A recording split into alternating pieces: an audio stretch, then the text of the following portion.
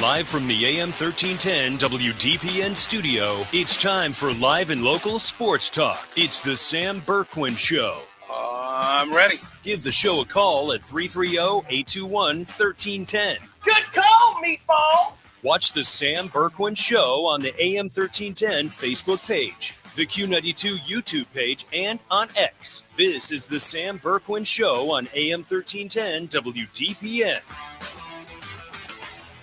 Backfield, Rodgers pump, Rodgers throw, separation, end zone, touchdown! He put it in the bucket!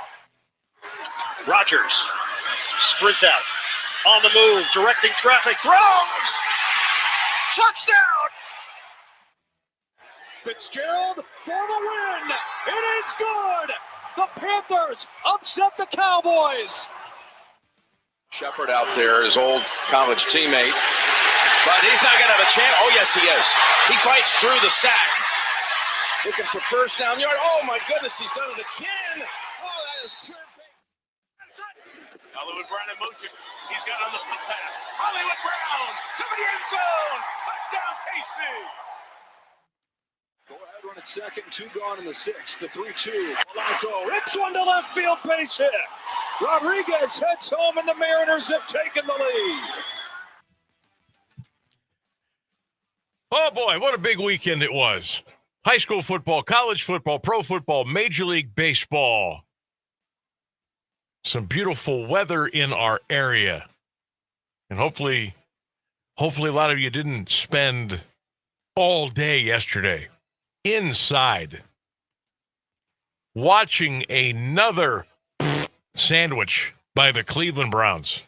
I hope you didn't. Please tell me you didn't spend all day inside watching that game. Please. I know you did. I know you did because I have proof. Because that is our Sam Bourquin Show poll question of the day. How much of the Browns-Steelers game did you watch yesterday? I've just started to watch a lot of the comments roll in. I bet you about 65, 70% of them say every single play. The whole game. Little therapy Monday for you today. We're going to talk about the Browns falling for the 21st consecutive time in the Steel City. Rainsburg, could you bump my headphones up just a tad? Just a little bit right there's good. 21 consecutive games in the regular season. The Cleveland Browns have gone over to Pittsburgh by plane, by train, by bus, and have come home with a loss. And they did it again yesterday, and there was no surprise. There should not have been a surprise. Anybody who was surprised, anybody who thought the Cleveland Browns were going to win that game yesterday, shame on you. What told you that the Cleveland Browns had a chance to win? Outside of the National Football League rigging and manipulating that game, which they have done before, but they did yesterday. They had no chance. Zero chance. I hope Dylan Gabriel's left arm is doing okay. He chucked that ball 52 times yesterday. 52. Nobody is going to beat anybody in the National Football League throwing the ball 52 times. Threw for 190 yards.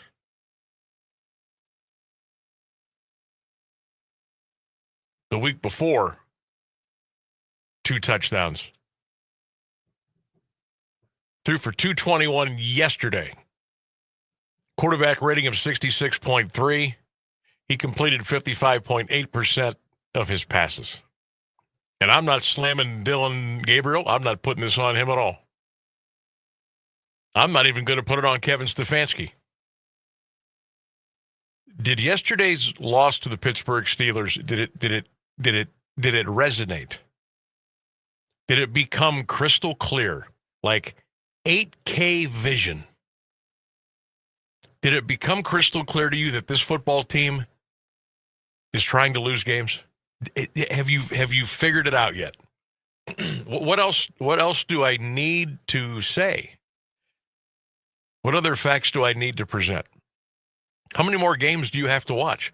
How many more team transactions do you need to go through to figure out, to understand this team is not trying to win?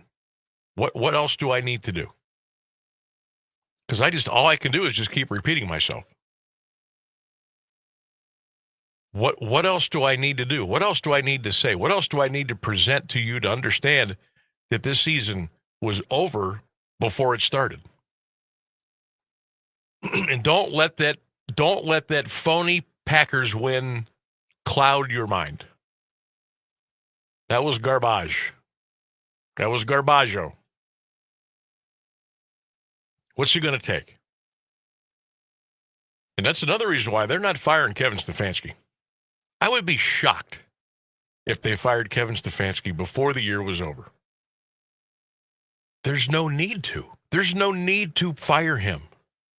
He is doing exactly what he should be doing with the tools and the assets that he has been given to work with. It's working out marvelously. This team is tanking. I know it's hard for some of you to accept. This team is tanking. This all is pointing toward 2029. I've said it for weeks. I've said it for months. And I will continue to say it because you know what? I'm right. I'm right. And it doesn't give me the, it doesn't give me the feel goods to come on here and say, I told you I was right. But I'm telling you, I'm right. This team is trying to lose on purpose. They're tanking. They might even tank again next year. This is all toward 2029. Brook Park, baby. The spark at Brook Park. 29 will be fine. This is what this is all geared toward. Don't believe me? Look at the draft. Look at the free agent signings that they made. Look at the coaching decisions that they're being told to make. Look at the guys that are just kind of, I'm hurt again this week. We have a text from Buck today. Hello, Buck. Says, Sam, this is comical. Browns are minus 3.5 favorite over the Dolphins on Sunday. Where'd you get that line, Buck? It was 1.5 this morning. What he's saying. Don't tell me. Look, I'll check. I'll go back and check the line. What does that say about the Dolphins? Holy crap! Well, they're not trying to win either. Oh, so what we've got is two immovable forces butting heads at the stadium on Sunday up in Cleveland as Miami comes to town to take on the Cleveland Browns. It's that episode of South Park where all the kids don't want to play their baseball season, so they're all trying to get good at losing the game. Right. Okay, cool. Good to Browns know. Browns are 2.5-point favorite right now. Total 40.5. So there has been some money dumped on the Browns, which is exactly what Vegas wants you to do. The Browns are not trying to win. Look at their draft. Look at their decisions. Look at their free agent acquisitions. Look at they just went and who did they just pick up a couple of weeks ago? For offensive line help, Cam Robinson, who they know is bad, so they brought him in because they needed a warm body. Cam Robinson stinks. He stinks. This is like one of them. This is the plainest, easy to see tank jobs that I have seen in a long time. And I know I guess it's the fanaticism about the Cleveland Browns and love them till you die, and that's my team, and I get all that. We've been over this a million times. But it would be a lot easier if you would just understand and come to grips with this team is not trying to win. They're not trying to win. You might see this. You might see it again next year too. You think I'm crazy? You might see this again next year.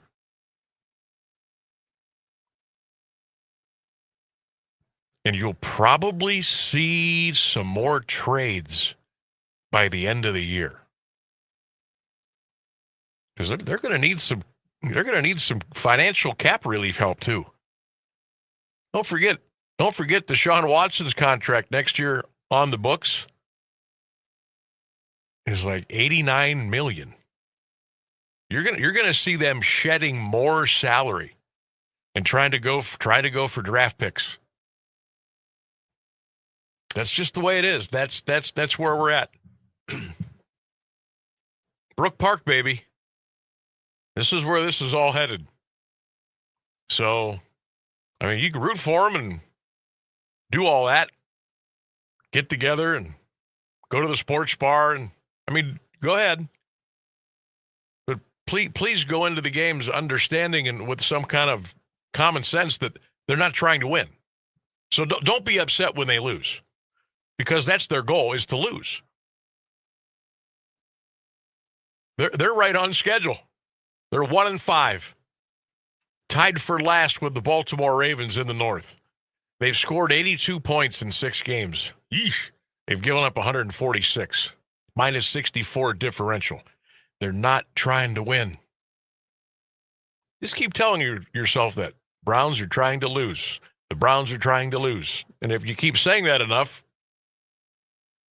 that'll help you out a little bit. This team's not trying to win. And they're not going to fire Stefanski. What are they going to do? Fire Stefanski and bring Jim Schwartz in so he can be the rah-rah guy and go out and win a few games and screw the plan up? You're not firing Kevin Stefanski. I do feel bad for Kevin. He's got to go to the podium every Sunday after the game. He's got to go to the podium or Zoom every Monday, every Wednesday. Ugh. I feel bad for him. But at this point, Kevin Stefanski is a puppet. He is a puppet to the Haslams. He is a puppet to Andrew and a puppet to John B. Podesta. He knows it. He's just taking his medicine. He's getting his paycheck. And that's the end of it. And don't think this isn't happening, because it is. This happens all the time. It just happens more in Cleveland than other cities for some reason. But this team's right on. This is right where they want to be. This is why at the outset of the season I told you this was a 3-14 football team. Then they beat the Packers, and everybody, they're going to win 7, 8. They could have won 9. Well, you never know if they go on a run. Go on a run to where? Is Tambul? Where are they going to run to?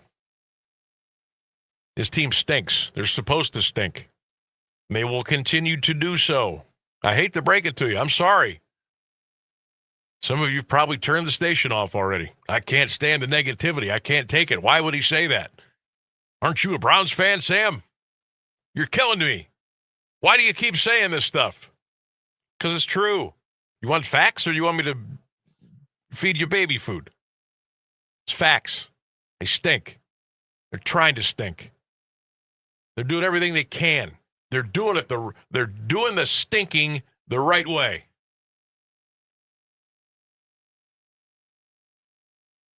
You know what else you're probably going to see this year? You're probably going to see, Gabriel's probably going to get killed. He's probably going to get knocked out of a game. Then you're going to see Shador. You're probably going to see the $90 million man. You're probably going to see Deshaun Watson under center at some point this year. I know it sounds crazy, but you're probably going to see it. And poor Kevin Stefanski's probably... Poor Kevin Stefanski's going to have to just hold his nose. Take it. Go up to that podium. Go to Facebook, AM 1310 WDPN on Facebook, or you can check out my Sam Bourquin Show page. I put a little treat out there for everybody. It's called Cleveland Browns Bingo. You see it? You check that out? Who's in for Cleveland Browns Bingo this Sunday against Miami at 1 o'clock? No, I did see that, Sam, and that does sound like a lot of fun. Here's what's on the official Browns Bingo card. Just get this out a couple of minutes before every game and see how fast you can get a bingo card. These are the These are the squares. Okay? In the B column, dropped. The Browns are out of timeouts. That's going nowhere. He wishes he had that one back. Right through his hands. In the I column, this is vertically, going up and down. A real missed opportunity. He never got into a rhythm. You have to make that play. Down goes, insert the quarterback. Someone missed an assignment. Here's the N row, going down. He was trying to do too much. They just have no answer. The middle square, the free one, we've got to be better. Next one down, an ill-timed penalty. Last one, that's just a mental error. The G column, just short of the first down marker. And they get to the quarterback. Another self-inflicted wound. That'll make it 3rd and long. You just got to throw that one away. Here's the O column. You probably had 2 bingos already by now, by the way. Top of the O column and going down vertically. He just couldn't hang on to it. That would have been enough for a first down. There's a flag. Just not on the same page. Last one, well, he had him open. That's your Cleveland Browns bingo card. Hold on to that, save that, screenshot it, and get it out for the Miami Dolphins game on Sunday. We'll all play Cleveland Browns bingo together. We'll see who gets the bingo first. Well, all of us, because we all have the same card, right? Everybody wins. Everybody wins Cleveland Browns bingo. We'll hear from Kevin Stefanski coming up here in a little bit. I promise we won't play a lot of it. But I just want you to hear, boy, you know what? They have a press conference, right after the games on Sunday. And then he has a Zoom call with the media on Monday. I was going to keep the one from yesterday. Maybe I should, because it was like more in the moment. But the way he answered some of the questions being thrown at him by the Cleveland media after the loss to Pittsburgh yesterday, he was like telling you that his hands are tied. Without saying it, he was telling you. I should have kept that. But we're going to play the fresh. We're going to play the fresh interview today. Just happened about 90 minutes ago up in Berea. We have some comments coming in. Ryan Keller says you need to put another penalty on Robinson on there. Yes, Cam the scam. And then Michael Young on YouTube says the Browns will have the same problems in Brook Park. And maybe. Yeah, exactly. But Jimmy will be making even more money off of it, so it doesn't really matter. Yeah, exactly. It's a win-win for the Haslam. It's a win-win. Yeah. Just remember, folks, 2029. That's when they're actually maybe going to try to do something. Probably 28 because they want to be able to sell the loges and the suites and all the signage from the advertising partners. So maybe 2028 they'll try a little harder. But I'm telling you, the rest of this year and next year, forget it. This is the train that they want to be on. We have one more on Facebook from Dave who says, well, I'm starting to believe you because all day long we kept asking why is Myles Garrett not in the game to save himself. Oh, Dave, I'm glad Dave brought that up. Do you, all of you out there, do you know how many tackles Myles Garrett had yesterday?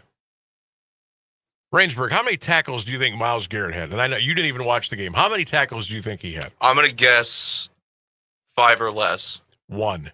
Ooh, I was correct. Sure, yeah, you were. Technically, I got you were the correct. over. Yeah. Big, bad Myles Garrett had 1 tackle. 1. Another thing. Gosh, I feel like I'm just patting myself on the back all day here. That's really not who I am. What did I also tell you was going to happen last week? I said T.J. Watt will absolutely dominate the line of scrimmage. He'll have a tackle. He'll have a sack.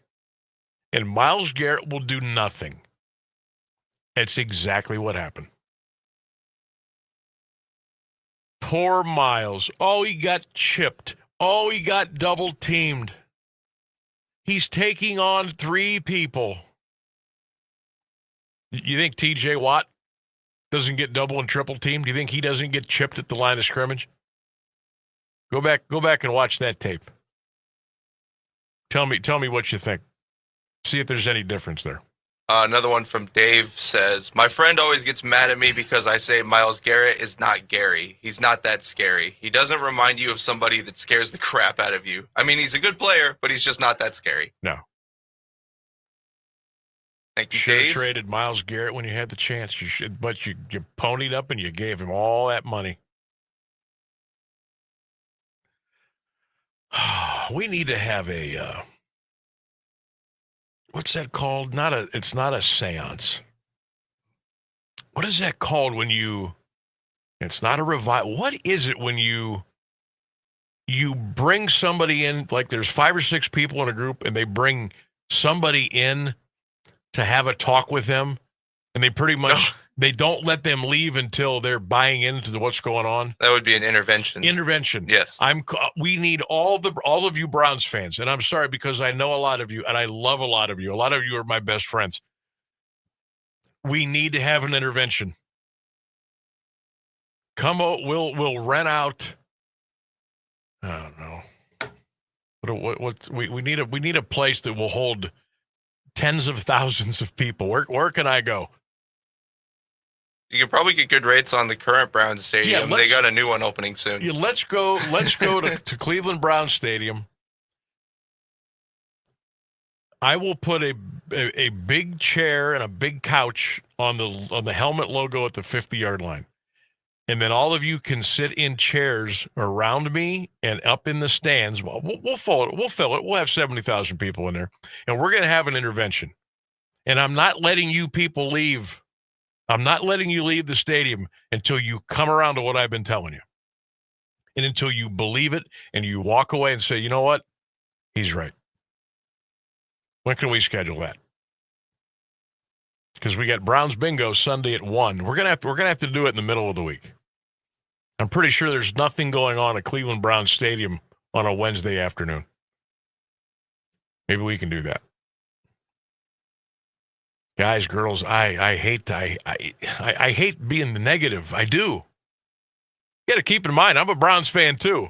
I'm just not emotionally invested like a lot of you are. Not like I was. But that's where we're at.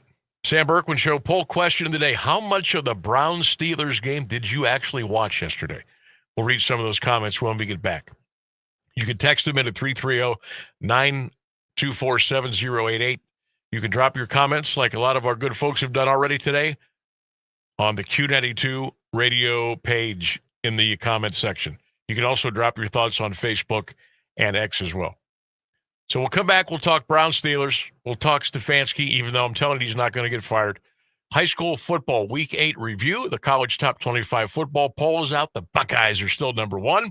Mariners topped the Blue Jays last night. I'll tell you about our trip to Wilmington with the Purple Raiders. And we'll get you ready for a big day here on the Sam Bourquin Show. Stay with us, everybody. AM 1310 WDPN. Now, the latest area news on AM 1310 WDPN.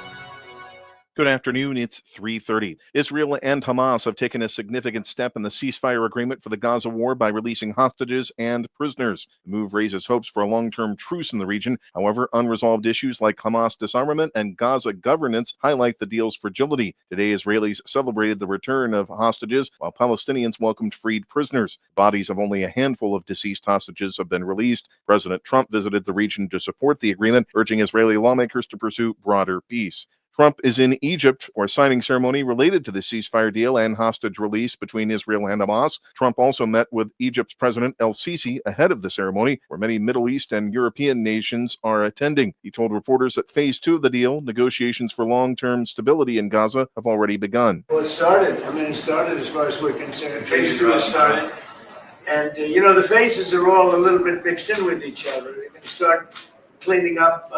You look at Gaza, needs a lot of cleanup. It's day 13 of the government shutdown. Democrats want a conversation with Republicans about extending healthcare tax credits that are a part of the Affordable Care Act and would expire at the end of the year. Republicans say they won't hold a conversation until Senate Democrats vote yes on their government funding bill. This as the White House is firing thousands of federal workers. At the Capitol today, House Speaker Mike Johnson defended his decision to send House lawmakers home and cancel legislative business in Washington until further notice. Our members are doing very productive work. We're in constant communication with them, and we are ready to come back and continue the work in our committees and everything on the House floor. We will return to legislative session as soon as the Democrats come to their senses and open the government. A former student at a school for special needs students in Torrance, California, is accused of stabbing multiple staff members at the school today. ABC's Alex Stone reports. As the school day was beginning at Switzer Learning Center in Torrance, police say a former student at the special needs school arrived and stabbed 3 staff members and tried to stab a 4th before getting away. 2 of the staff members were rushed to a hospital critically injured, but police say the injuries are not life-threatening. The 3rd victim was treated on scene and had minor injuries. The former student who allegedly stabbed them was quickly arrested, the alleged stabber making statements about having pipe bombs in the area, according to police. They called in the bomb squad to inspect the suspect's backpack. Alex Stone, ABC News, Los Angeles. It's 70 degrees in Alliance at 3:32. This is WDPN News. I'm Jeff Mears. Now, the Alliance Area Weather Forecast on AM 1310 WDPN. Sunny skies expected this afternoon with a high near 70 degrees. Tonight, mostly clear, a low near 46. Sunny Tuesday, a high near 70. Wednesday, mostly sunny, a high 64. Thursday, some patchy frost early, otherwise sunshine, a high 62. That's your WDPN weather.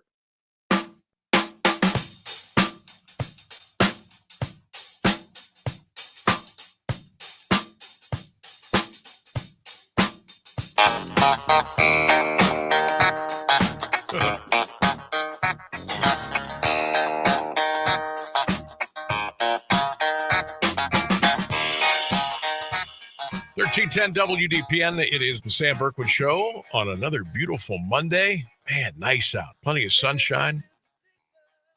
Not too bad, not too hot, no humidity whatsoever. What a beautiful day. Man, we've been so lucky. I keep saying that, but I'm going to keep saying it. The older I get, the more you appreciate some things. I appreciate when Mother Nature hands us tremendous weather. And I'm telling you, man, this is phenomenal stuff. Phenomenal. And I say that knowing that we're going to get bonked. We're going to get bonked one of these days. And then we're going to look at the long-term forecast, and it's going to be nothing but scrap. But so far, it has been absolutely terrific. Friday Night Football has been outstanding. Weather for the Mount Union games has been outstanding. Just hope it keeps going. Hope it keeps going. 330-924-7088 is our text line. You can leave your comments on the Q92 radio page on YouTube. You can also drop some comments on our Facebook page, our X page, and if you want to talk, we've figured out, I guess I would call it a temporary way, even though it's been over a month. If you're streaming, see that little link there? It says Talk with Sam. Hit that link. We'll get you right into a virtual studio, and we can talk. Okay? We can do it that way. Poll question of the day. I couldn't wait to get the responses. They're coming in like crazy. How much of the Browns-Steelers game did you actually watch yesterday? Be truthful now. How much of the Browns-Steelers game did you actually watch? Get those comments in. Ryan says, until the running into the kicker, I knew then it would be quitting time. Rocky says, every single play. Rocky, we need to get you into this intervention. If we have to have it at the Crow's Nest on Maine, we are going to get you into the intervention. Carl says, first half, I was out. Marcus, a little over the first half. Yikes. Robin, Sam, I watched until 3:45 and then I had to go to work. Peggy, I watched into the third quarter. It was all I could take. Mike says, all of it. It was great football entertainment. Tracy, all of it. Rock B, 2 minutes of that game was 2 minutes too long. Steve says, Sam, I watched not 1 minute. Stan says, Sam, I watched it all. Go Steelers. Chris, not 1 minute. Dougie and the PTO, until the Browns kicked their third field goal, I went out to mow. I couldn't take it anymore. Doug K says, middle of the second quarter. How Stefanski still has a job is beyond me. That was atrocious, to say the least. Don't forget, it's not Stefanski's fault. Doug, he's just doing what he's told. He's going with the cards he's been dealt. He knows what's going on. Stefanski's not dumb. He knows what's going on. Lisa says 0. George, Sam, I watched the whole game. Steve, I watched most of it. Thomas checks in. I watched the last quarter.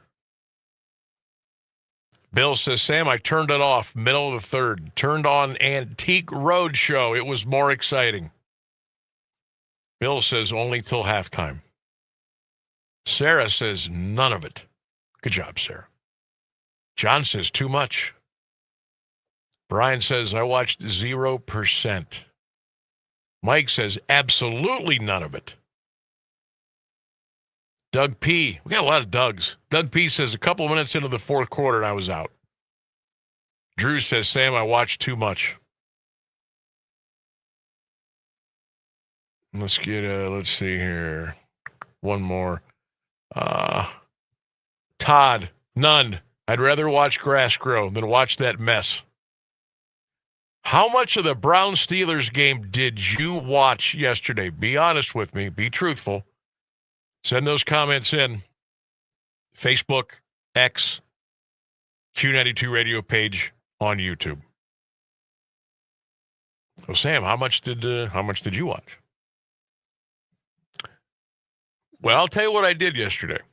Remember how excited I was not yesterday, but the Sunday before, when the Browns played the Vikings at 9:30 in the morning, and I came on here Monday and said, you know what, that was pretty good.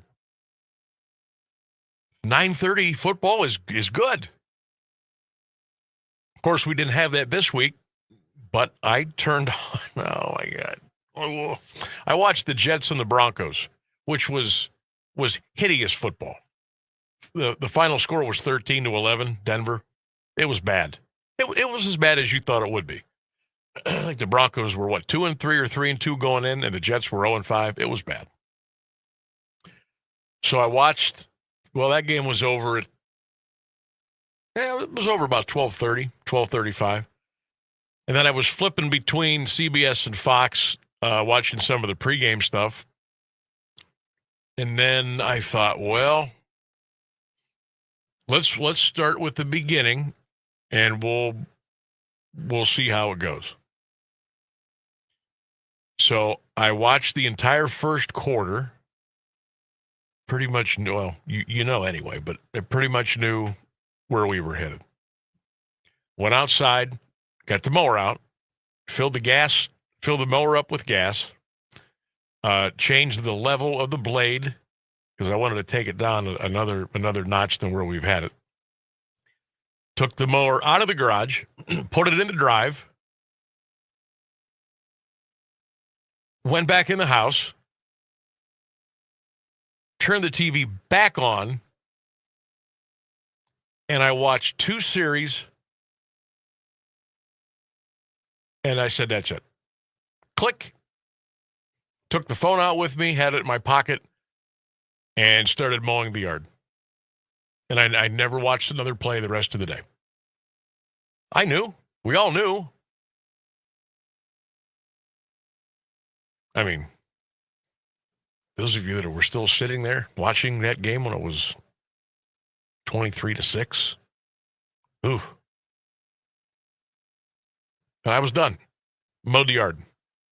Mowed the front and back, mowed the sides. Made sure that the Halloween decorations that are up were still good. They were still in place. And then I got the blower out and blew the excess grass off the sidewalks in the driveway. And then I went out onto the patio. My wife our son went to Central Catholic is having their senior retreat. This week it's the first one. So he's at senior retreat now. So she took him to school because they bussed him over yesterday. And she left about, I think it was like 3:45. She took Dylan over to Central at 3:45. And she got back. It was after dark. It was like 7:30. Must have been out buying Browns tickets or something. I don't know what it was. But I went out on the patio, and I stayed there until it was almost dark. Then I went inside and got cleaned up and went on about my night. Posted some stuff on social media, which I can't help myself sometimes. But yeah, I watched the first quarter. I think I missed a series while I was outside getting the mower ready. Then I came in, I watched 2 series, and then I shut it off. And I was done. That's truth. That's the honest to God's truth. So how much did you watch yesterday? Let us know. 330-924-708. That's the 1310 WDPN text line. Let's move on to the. I've already talked about Kevin Stefanski. I do not believe he's going to get fired this year. I do not believe he will get fired. Let's talk quarterbacks. Dylan Gabriel, 52 passes yesterday. Got absolutely annihilated. You know when you play the Pittsburgh Steelers, no matter what the circumstances, no matter if it's at home or on the road, you're going to get beat up. They play, how do I put this? They play a very physical, borderline cheap shot kind of defense. I guess you could call it dirty. I call it cheap shot. I could probably give you at least 2 that I saw that I'm like, whoa, where's the flag at? The flag never came. Njoku got blasted. There should have been a penalty there. But Gabriel, he was just getting killed all afternoon. I felt bad for the kid. I really did. And the fact that he knew with that, whatever offensive line you want to call it, with the great Cam Robinson, Uncle Jack Conklin, who had to leave the game again yesterday, Ethan Posick, Joel Bitonio, he's trying. Joel's getting old. Wyatt Teller's getting old. I don't know who the other guys they got running around masquerading as offensive linemen. Couldn't even tell you who they are.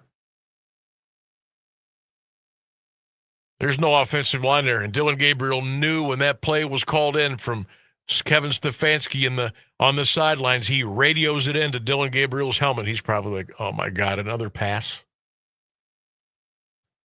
They completely went away from Judkins. Again. See, I almost find that I find it very difficult and very hard to get on here and put down the play calling and tell you about the stats that a running back has or a quarterback has and how disappointing it was, why they did. But I can't in a good conscience and come on here and tell you that, oh gosh, I can't believe they went away from Judkins. They didn't try to run the ball. Again, this is all under the premise they're not trying to win. They're not trying to win. So you call 52 pass plays, and your poor quarterback just gets beat to tar yesterday. But you know what? I'll give him this. The young fella kept getting up. He'd shake off the proverbial cobwebs, and he'd get up and he'd get back into that huddle, and he'd look at his wristband, and he'd read off that play. And he says, fellas, let's break the huddle, and let's go up there and do it again. I'm not going to ever question the toughness of Dillon Gabriel. Is he tall enough? No. Is he big enough? No. Does he have a strong enough arm? Hell no. But I'm not gonna question his toughness ever. He knew he was going to get beat. He knew he was going to get beat up. And 52 times yesterday, whether it was under center or in the shotgun, he said, hut, hut, full well knowing he really had no chance. He knew the deck was stacked against him. But he played hard, and I'll give him that. Guy played with some chutzpah. I like it. I like it. Steelers, by the way, 4-1 on the year now. Bengals are 2-4. Uncle Joe played pretty well yesterday against the Packers. He played pretty well. Threw a couple of touchdown passes, no interceptions. Kept them in the game until the very end. Did pretty well. Ravens got smoked. They're 1-5. Browns got smoked. They're 1-5.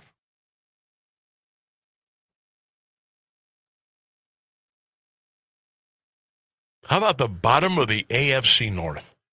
The Baltimore Ravens and the Cleveland Browns are a combined 2-10. 2-10. And the Steelers they don't look like world beaters. They certainly don't look like the 70s version. They don't look like any of the teams that when Big Ben and the bus was there. And this is not a great Pittsburgh Steeler team, but it's good enough to rule the roost when you've got teams like the Bengals with no quarterback. Nothing against Joe Flacco, but would you rather have Joe Flacco or Joe Burrow? They're better than Baltimore, with or without Lamar, and they're way better than the Cleveland Browns. Pittsburgh's probably going to – heck, they got a 3-game lead in the division already. They're probably going to win the division. And they might get better as they go. Mike Tomlin teams usually do get a little bit better as they go. So we'll see how that plays out. Now, I got a little treat for you. I have a little treat for you before we go to break. I'm going to have Rainsburg cue it up. Actually, maybe both versions, but I'll call for the one, and if it's not getting the effect that I want, I'll have you throw the other one on. But this is the easiest way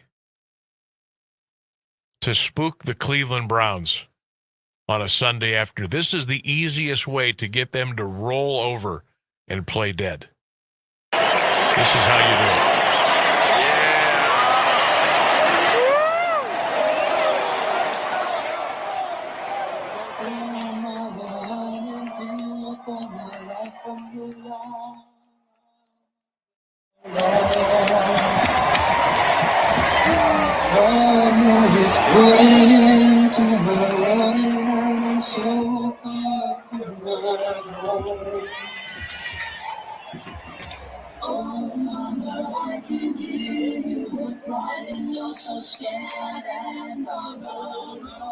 This is how you do it.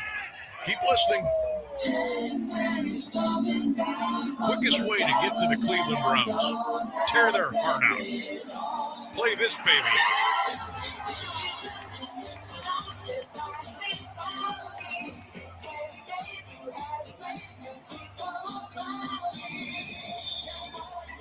Terrible towels are waving.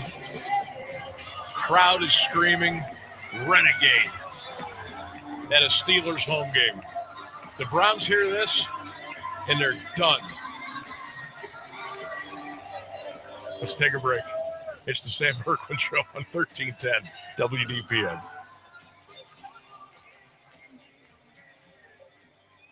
This fall, the fear returns. Enter the Akron-haunted schoolhouse and laboratory. Two terrifying attractions One horrifying night. Face your deepest fears across 3 haunted floors of spine-chilling terror. Are you brave enough to make it out alive? Open now. Get tickets at hauntedschoolhouse.com. Music and intelligence for your life. No matter what anybody tells you, words and ideas can change the world. I'm John Tesh, and we couldn't be happier about bringing you intelligence for your life every day. We have a room full of researchers gathering the information and ideas you need to make your life simpler and better, and to make you the smartest person in the room. Join me for Music and Intelligence for Your Life, 10 to 3, Monday through Saturday, only on AM 1310 WDPN. You heard it on the John Tesh Radio Show. This place has a pulse. You hear it in the canopy, feel it in the ground. Life, fully illuminated, engulfs you. From the birds singing in the treetops above to the tiniest insects in the soil below.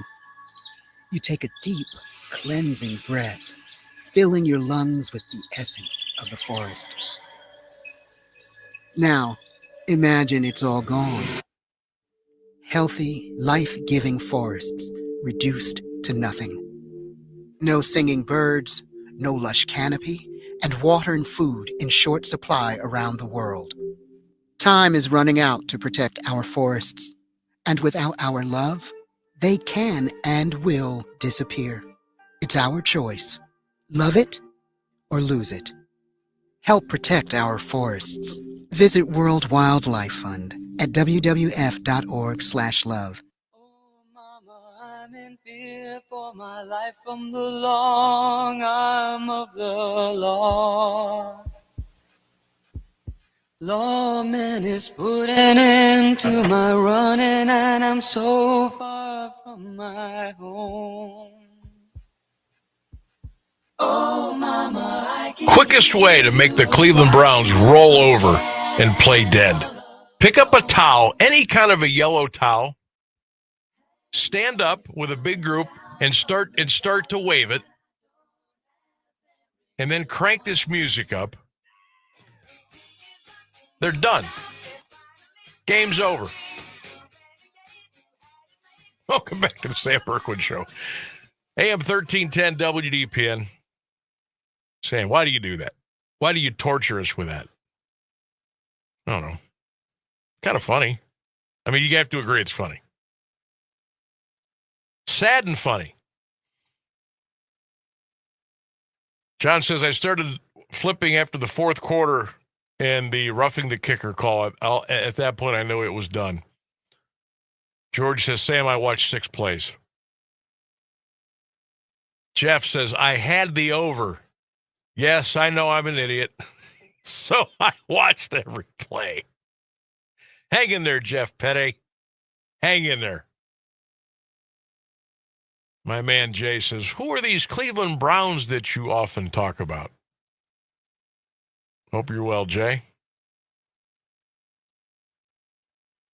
Jay's one of the best tennis instructors around. And I don't even play tennis, but I know Jay does a great job. All right, we got about 4 minutes till we get to the top of the hour. Text line open, 330-924-7088. Browns and Dolphins. This Sunday, 1 o'clock, the Browns are a 2.5-point favorite over Miami on Sunday afternoon. Wow. Buck says, who in their right mind is going to waste their Sunday watching the Browns-Dolphins game? Oh, thousands. Hundreds of thousands of people. People are already making plans now what they're going to do on Sunday and how they're going to watch the game. I know, crazy as it sounds, it's happening. Reservations are being booked at sports bars right now. People are getting a list together to have over to the house to watch the Browns and the Dolphins. I love the passion. I get it. But at some point, you got to cut the cord. You got to cut the cord until the Cleveland Browns show you that they appreciate you. and that they're trying to do well by you, and appreciate your support, your time, your money, your emotions. You know what's even worse? I haven't looked at the long-term forecast for Sunday. You know what's even worse? There'll be almost 70,000 people up there. Oh, yeah. Muni lot will be full. All the bars and restaurants downtown will be packed. The streets you won't be able to walk. People will be forking over $50, $60, $70, $80 to park like it's water. Oh, yeah. For a 1-5 football team that's not trying to win. Think about how silly that sounds. Our very own Ryan Keller says, I will be at the game. Free tickets. That's the only way. Keller. He said he will be wearing his Fannin Jr. jersey. Okay. Ooh, our guy Harold had a rough day yesterday. Dropped a couple of wide open passes. He'll get better. He's all right. He's a rook. He'll be okay. So Keller's going, but he's got free tickets.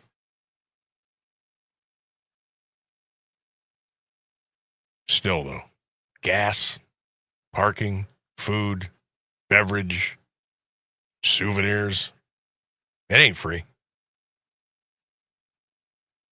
But at least you don't have to pay to get in. That's a good thing. All right, we got the news coming up with Jeff Mears at the top of the hour out of the AM 1310 WDPN newsroom. Our guy J-Dub from down the hall is going to check in with us here at some point this afternoon. We'll talk a little Browns football with you today. 4 o'clock hour, we'll do a little high school football review from week 8. What an incredible atmosphere at West Branch Friday night. I'm telling you what, that was phenomenal. That was the first time I had ever been there to broadcast a high school football game, and I'm going to tell you what, that is one of the top atmospheres I have ever been to since I've been in the broadcasting business. West Branch beat Alliance in a real good game, 34-28. Aviators made a furious comeback. They just couldn't quite get over the hump. Great crowd. The atmosphere was incredible. Shout out to the athletic directors, Coach Cooper, the people in the press box. It was fantastic.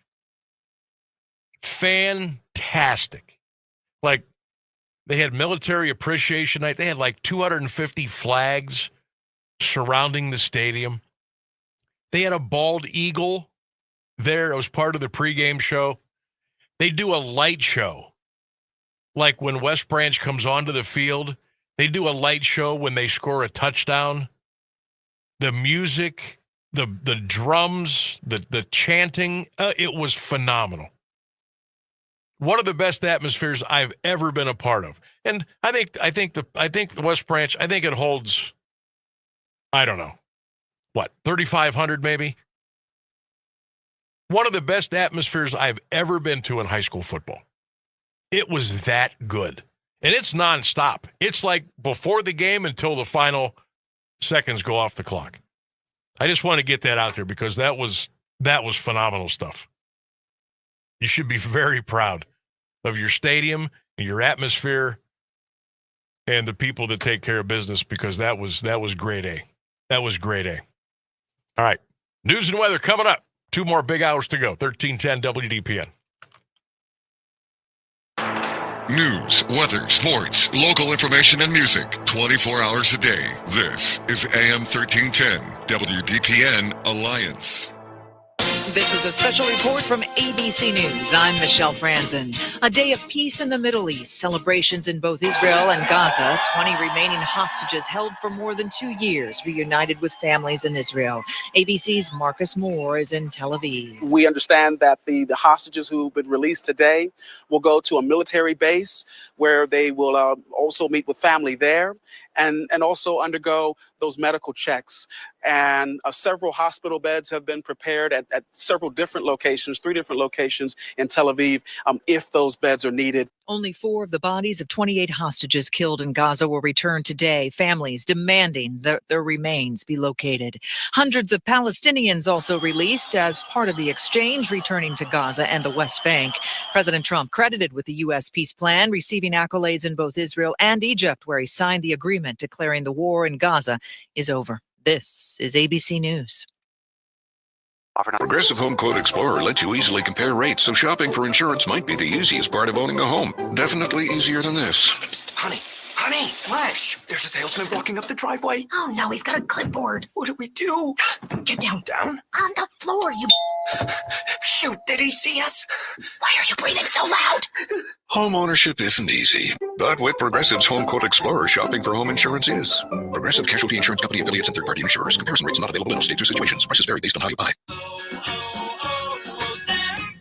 Hi, I'm Michael from the Warren Treaty. You know the jingle. Now discover the facts about Ozempic, a GLP-1. Only Novo Nordisk makes FDA-approved Ozempic. Learn about the real thing. Talk to your healthcare professional today. Call 1-833-OZEMPIC or visit Ozempic.com to view the medication guide and to learn more about Ozempic. Semaglutide injection 0.5 milligram, 1 milligram, and 2 milligrams.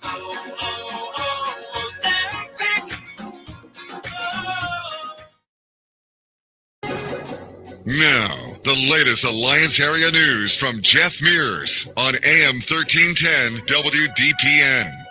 Good afternoon, it's 4:02. A man is charged with attempted murder after an incident in Sebring. WKBN-TV reports 52-year-old Jose Cintron is in the Mahoning County Jail. Police sent to the Oregon Pub on East Oregon Avenue just after midnight Sunday found a woman with a gunshot wound to the shoulder. Police say Cintron had pulled a gun during an argument with another man. He fired but missed the man and hit the woman instead. Cintron fled the scene but was picked up later Sunday. One person is dead following a 2-vehicle crash in Columbiana County that occurred Saturday night. Highway Patrol says a semi was traveling on Route 172 in West Township near Zeppernick Lake when it left the road, overcorrected, and crossed the center line into the path of another vehicle. The driver of the second vehicle was pronounced dead at the scene. Their identity was not released. The passenger and the truck driver were taken to a Canton hospital with non-life-threatening injuries. Drugs and alcohol are not suspected factors in the wreck. A man accused in an assault in Alliance has made an initial court appearance. 52-year-old Joseph Yoho of Smith Township was arraigned today in Alliance Municipal Court on charges of felonious assault, criminal trespass, and criminal mischief. Bond was set at $50,000. Yoho allegedly refused to leave a man's property in the 700 block of North Freedom Avenue around 1:50 Sunday afternoon. Court records state he then tried to punch the 34-year-old, picked up a 2x2 board, and hit the victim across the back. Yoho also is accused of striking the man across the face with a piece of fencing with screws sticking out of it and destroying his cell phone. The victim suffered minor injuries. Yoho is scheduled for a preliminary hearing October 20th. Missouri parents have obtained legal representation over events at the end of a recent football game between Massillon and Cardinal Ritter of St. Louis. Massillon police used pepper spray on Cardinal Ritter players at the end of an altercation which followed the game. Police say they operated within department policies and procedures for use of force. Attorneys representing the student athletes and their families said they are outraged officers took such measures over high school football players having a disagreement on the field following the game. They say the officers did not spray any Massillon high school players, coaches, or staff. An attorney for Norfolk Southern calls the request from some East Palestine area residents to be let out of a class action settlement meritless. That's according to a filing in which the railroad argues against the motion filed last week by over 100 class members that accused class counsel of fraud and tricking them into signing up for the $600 million settlement. Attorney Ellen Schofield says residents failed to show any new information that was not publicly available before the settlement was approved last year. He also wrote that there was no proof of information being fraudulently concealed by class counsel. Residents accused counsel of misleading the public, hiding proof of chemical exposure, and minimizing the health risks caused by the 2023 derailment. 5 residents are appealing the final approval on similar grounds and are awaiting a decision by the 6th Circuit Court. An East Liverpool man charged with rape remains set for trial next month. Proceedings in the case of 20-year-old Brett Thompson are scheduled November 17th. A final status hearing is set for November 13th. Thompson is accused of forcing a woman into sex acts over a 2-day period in October 2023. He was secretly indicted in January and charged with 4 counts of rape. Thompson posted bond and was released from jail. Friday, the prosecutor and defense attorney for Thompson attended a hearing before Columbiana County Common Pleas Judge Scott Washam. The judge indicated there were negotiations to resolve the case, but no resolution yet. An undercover sex sting leads to the arrest of a Pennsylvania doctor. Friday, agents with the Mahoning Valley Human Trafficking Task Force apprehended 50-year-old Robert Zewe of Erie in the Youngstown area. The Ohio Attorney General's office announced the arrest. Zewe allegedly agreed to pay for sex with a fictitious underage girl and her mother. He faces felony charges of compelling prostitution and possession of criminal tools, as well as a misdemeanor count of engaging in prostitution. A federal judge has granted a motion in a civil rights lawsuit against Youngstown Ursuline High School to continue to refer to the alleged victims by their pseudonyms in future filings. The request was made by the plaintiffs. The suit stems from an alleged hazing that occurred in June during a football team trip. A student on the team reportedly was the subject of the incident, which included a sexual assault. Some players are accused of taking videos of the incident and sending them to other football players and students. The suit names the school, administrators, and the football program. Coaches are accused of dismissing the allegations. Administrators allegedly failed to investigate the claims and covered them up. The Catholic Diocese of Youngstown has denied the allegations. The owner of the Wick Tower Apartments is suing the city of Youngstown. Wick Tower houses approximately 52 residential and commercial tenants. Wick Properties LLC says work on a since-abandoned project to renovate the adjacent 20 Federal Place building damaged their property. Suit says tenants would access the building through an entrance from the Wick building. It says the city has removed all tenants from the Wick building, has done extensive demolition to the interior portion, and failed to provide heat and electricity to the easement area. A water main break in January is blamed in the suit on the demolition. Wick Properties is demanding damages above $25,000 plus interest and court costs. A man was shot by police in Trumbull County early Sunday. A 911 caller from a Bristol Township home told police a man had threatened and assaulted her. The sheriff's office, along with Warren and Champion Police, took part in a pursuit of the suspect that ended in Warren. WFMJ-TV reports the suspect was shot when he moved toward a police vehicle with a gun drawn. He was pronounced dead at the scene. Family members later identified the man as Brad Bailey. The Ohio BCI will handle the investigation. It's 70 degrees in Alliance at 4:07. This is the local edition of WDPN News. The forecast is next, a service of Canterbury Villa of Alliance. I'm Jeff Mears. This WDPN weather is brought to you by Canterbury Villa of Alliance, where your loved ones become family. Schedule a free visit today by calling 330-821-4000. This afternoon, sunny skies, a high near 70 degrees. Tonight, mostly clear, a low around 46. Sunny on Tuesday with a high near 70. Wednesday, mostly sunny, a high near 64. Thursday, patchy frost early, otherwise sunny, a high 62. That's your WDPN weather. Send your loved ones to a place that cares and a place that they can trust. They'll find a place that feels like home at Canterbury Villa in Alliance. They will provide the highest level of care to their residents when it comes to skilled nursing, rehabilitation, long-term care, and Alzheimer's care. At Canterbury Villa, your loved ones become family. Located on Freshley Avenue, schedule a free visit today by calling 330-821-4000 and ask for Samantha Nutter. At Canterbury Villa, they walk the talk. Live from the AM 1310 WDPN studio, it's time for live and local sports talk. It's the Sam Bourquin Show. I'm ready. Give the show a call at 330-821-1310. Good call, meatball! Watch the Sam Bourquin Show on the AM 1310 Facebook page, the Q92 YouTube page, and on X. This is the Sam Bourquin Show on AM 1310 WDPN. Backfield, Rogers pump, Rogers throw, separation, end zone, touchdown! He put it in the bucket! Rogers sprints out, on the move, directing traffic, throws! Touchdown! Fitzgerald for the win! It is good! The Panthers upset the Cowboys! Shepard out there, his old college teammate. But he's not going to have a chance. Oh, yes, he is. He fights through the sack. Looking for first down yard. Oh, my goodness, he's done it again. Oh, that is pure pain. Hollywood Brown in motion. He's got on the pass. Hollywood Brown to the end zone. Touchdown, KC. Go ahead, run it second. 2 gone in the 6th. The 3-2. Polanco. It's one to left field, base hit. Rodriguez heads home, and the Mariners have taken the lead.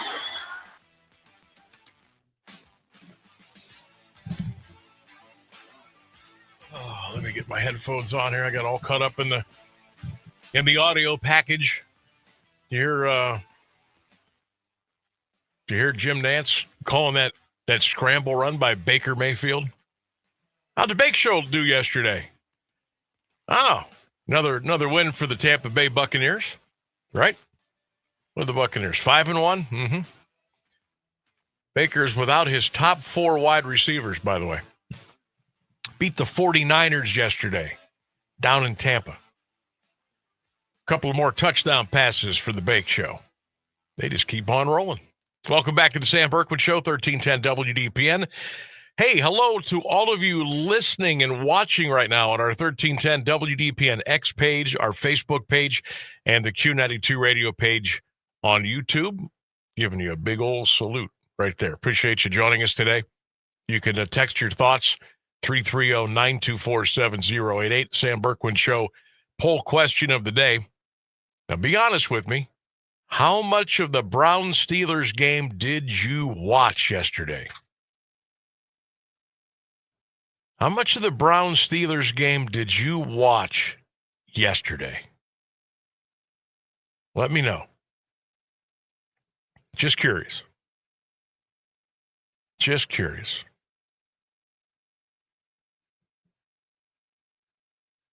Had a coaching firing today in the NFL. We'll tell you about that coming up. Also, just found a little soundbite I'm going to have Rainsburg play for us. Coach Mike Tomlin of the Pittsburgh Steelers after the game. I don't know if this was after the game or if this was today. It was posted 3 hours ago, so I'm guessing it was from today. Here's Coach Mike Tomlin of the Pittsburgh Steelers basically just taking a slam at the Cleveland Browns and one Andrew Berry. And he's trying to figure out why the Browns would trade a guy like Joe Flacco to a team within the division. Let's listen to this cut. You know, to be honest, it was shocking to me. Andrew Berry must be a lot smarter than me or us, because it doesn't make sense to me to trade a quarterback that you think enough of to make your opening day starter to a division opponent that's hurting in that area. But that's just my personal feelings. Coach Mike Tomlin of the Steelers. I'm gonna have Rainsburg rewind that baby. And I'm gonna have him play it again. I want you to listen to the tone and like the demeanor and like the point that Coach Tomlin was trying to get across. He is basically looking at the Cleveland Browns front office and giving them like a little smack. Like a, how dare you? A little smack across the nose for trading Joe Flacco. Let's listen to this cut again. You know, to be honest, it was shocking to me. Andrew Berry must be a lot smarter than me or us, because it doesn't make sense to me to trade a quarterback that you think enough of to make your opening day starter to a division opponent that's hurting in that area. But that's just my personal feelings. Well said, Coach. Now, Mike's a smart guy. He knows why. He knows the Browns are trying to tank. He knows it. He just threw a little support out there for Joe Flacco. Good for him. I also noticed last night I was watching Channel 3. Yes, Channel 3, because they had the Sunday night game, Chiefs-Lions. And then I always watch the Sunday sports show, and they showed some of the file video was Stefanski and Mike Tomlin with a big hug on the 50-yard line after the game. And it was like, I would say it was a little longer embrace than normal. I think it was about 6-7 seconds. And you could tell they were talking to each other. Now, we don't know what they said. But I almost got the feeling that Coach Tomlin whispered into Stefanski's ear, bro, I know what you're going through. Don't let it eat at you. Everything will work out okay. Something along those lines. I don't know for a fact what Coach Tomlin said, but I bet it was something like that. Because it was a little longer embrace than normal. It's a little longer embrace. He was probably telling him, just keep your head up. There's only 32 head coaches in the NFL. And he probably said, I know what you're going through. I know what you're going through. So, yeah, I think that was said during the coach's embrace yesterday on the 50-yard line. So you got a minute and a half? Yeah. Pop on in here. We got J-Dub from down the hall. As promised. Debordic. Q92, one of the biggest Browns fans I know in here. Good thing it's probably a good thing you can't listen to me because of all that stuff that I say over a 3-hour period. But I'm trying to, what's the saying? I'm trying to keep it real. Well, I mean, you know what I mean? And I feel bad doing it, but like the facts and the picture doesn't lie. Mr. Bourquin, I have to say this. I'm a diehard Browns fan, but I'm also a realist. Okay. Well, that's good because there's not a whole lot of those out there. Well, you go from heartbreak after heartbreak and having so much positivity for each season to being completely let down. Honestly, you know what it's like? It's like being in an abusive relationship. It truly is. Yeah, they just can't. See, this is where I've kind of stepped away. Like I'm still a Browns fan. Mm-hmm. But like I've detached myself emotionally away from them. Like I root, but I don't get crazy happy when they win, and I don't get crazy mad when they lose. I have pulled that away from myself, and I watch the game. I take it for what they're worth because I can't come in here. It's nothing but pure heartbreak. I can't come in here and talk to you about it if I don't at least watch some of it or watch the shortened version. And of course, I watch the highlights and read the stories and the quotes and this and that and the other. But I've detached myself from that. So, like as I've said on this show before, many times, and many shows before at other stations, I was born and bred an Ohio guy. Yeah, Indians, Cavs, Browns, Buckeyes. That's who I'm always going to be till that day comes. I'll never jump ship, and I'll never root for another team. I may see other teams and get some gear because I think their stuff looks good. I'm not going to root for them. But with the Browns, I'm just like, I'm just kind of there. Well, I'll be back here in a minute, but I'm curious to hear your take on what I was doing over the weekend while the game was happening. Ooh, I wonder if you and I did more exciting things than other people during the game. Well, I don't know. I like having a good troll job. So. Oh boy. Okay. He'll be back. Warn us when you're in the neighborhood. We'll make some room for you. I want to play Coach Tomlin's cut for him, too, when J-Dub gets back. He's a huge Browns fan. Huge. But he also knows, he understands. He understands what's going on. Even if I got to drill it into his head every day, he understands. He understands what's going on. All right. Browns and the Bengals. Browns and the Dolphins coming up Sunday at 1 at the stadium. Your Cleveland Browns right now are a 2.5-point favorite over the Fish on Sunday. Quick whip around the league from yesterday. Broncos beat the Jets overseas 13-11. Terrible game, but it was on at 9:30, so it was done at 12:30. Colts keep winning. They beat the Cardinals 31-27. Indiana Jones still doing his thing for the Colts. Rams beat the Ravens 17-3. Was a little disappointed with the Jags yesterday. Seahawks got them 20-12. That's a team I could get behind. I could probably get behind the Jaguars.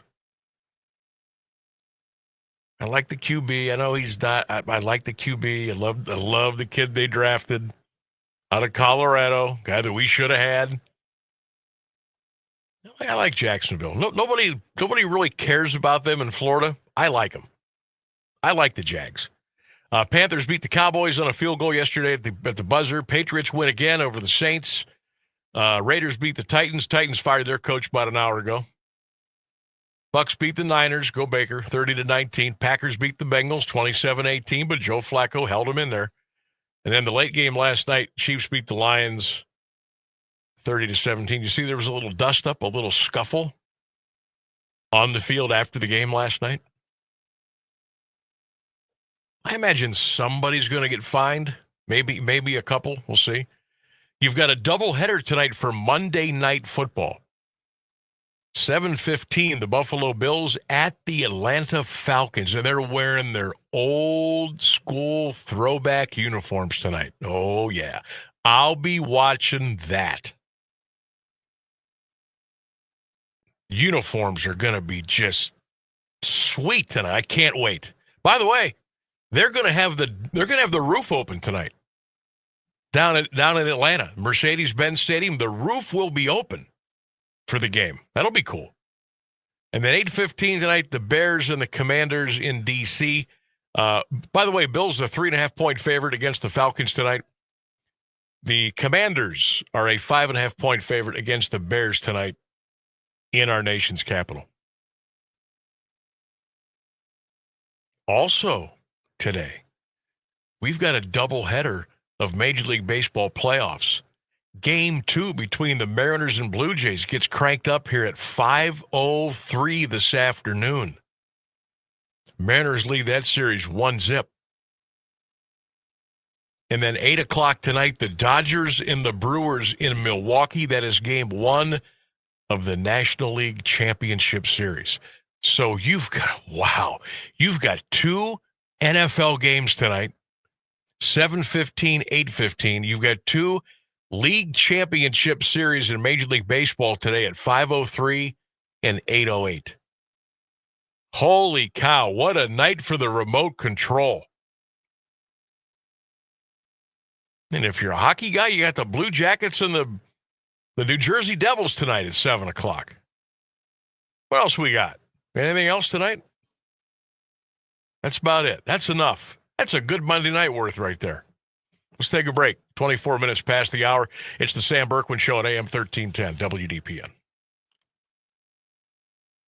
Do you have trouble getting in and out of the bathtub? Are you afraid you'll slip and fall entering or exiting a tub? Safe Step walk-in tubs can transform your bathtub from an area of concern to a calming refuge. Call them today at 1-800-498-2098 and save $1,600. Safe Step walk-in tubs and showers are proudly made in Tennessee and offer an ultra-low step-in, avoiding that difficult climb over a traditional bathtub wall. They also offer a variety of therapeutic benefits that may help soothe your aching muscles and joints, increasing your mobility, boosting your energy, and improving your sleep. Safe Step walk-in tubs are designed to easily fit your existing tub space and are often installed in as little as one day. Just dial 1-800-498-2098 today to save $1,600 and receive a free shower package. That's 1-800-498-2098 for a free no-obligation consultation and to save $1,600. Safe Step walk-in tubs. Safety never felt so good. If I could be you. And you could be me? For just 1 hour. If you could find a way. To get inside each other's mind. Walk a mile in my shoes. Walk a mile in my shoes. Walk a mile in my shoes. We've all felt left out. And for some, that feeling lasts more than a moment. We can change that. Learn how at belongingbeginswithus.org. Brought to you by the Ad Council. Walk a mile in my shoes. My doctor said I could use something called a biosimilar. Then she told me what it is. A biosimilar is a type of biologic medication. Just like brand name drugs have generic versions, original biologics can have biosimilars. So I asked what the benefits are and if they work the same. Biosimilars have the same safety, effectiveness, and quality as the original biologic. They also offer more medication options at potentially more competitive prices. My doctor said I could learn more at fda.gov/biosimilars.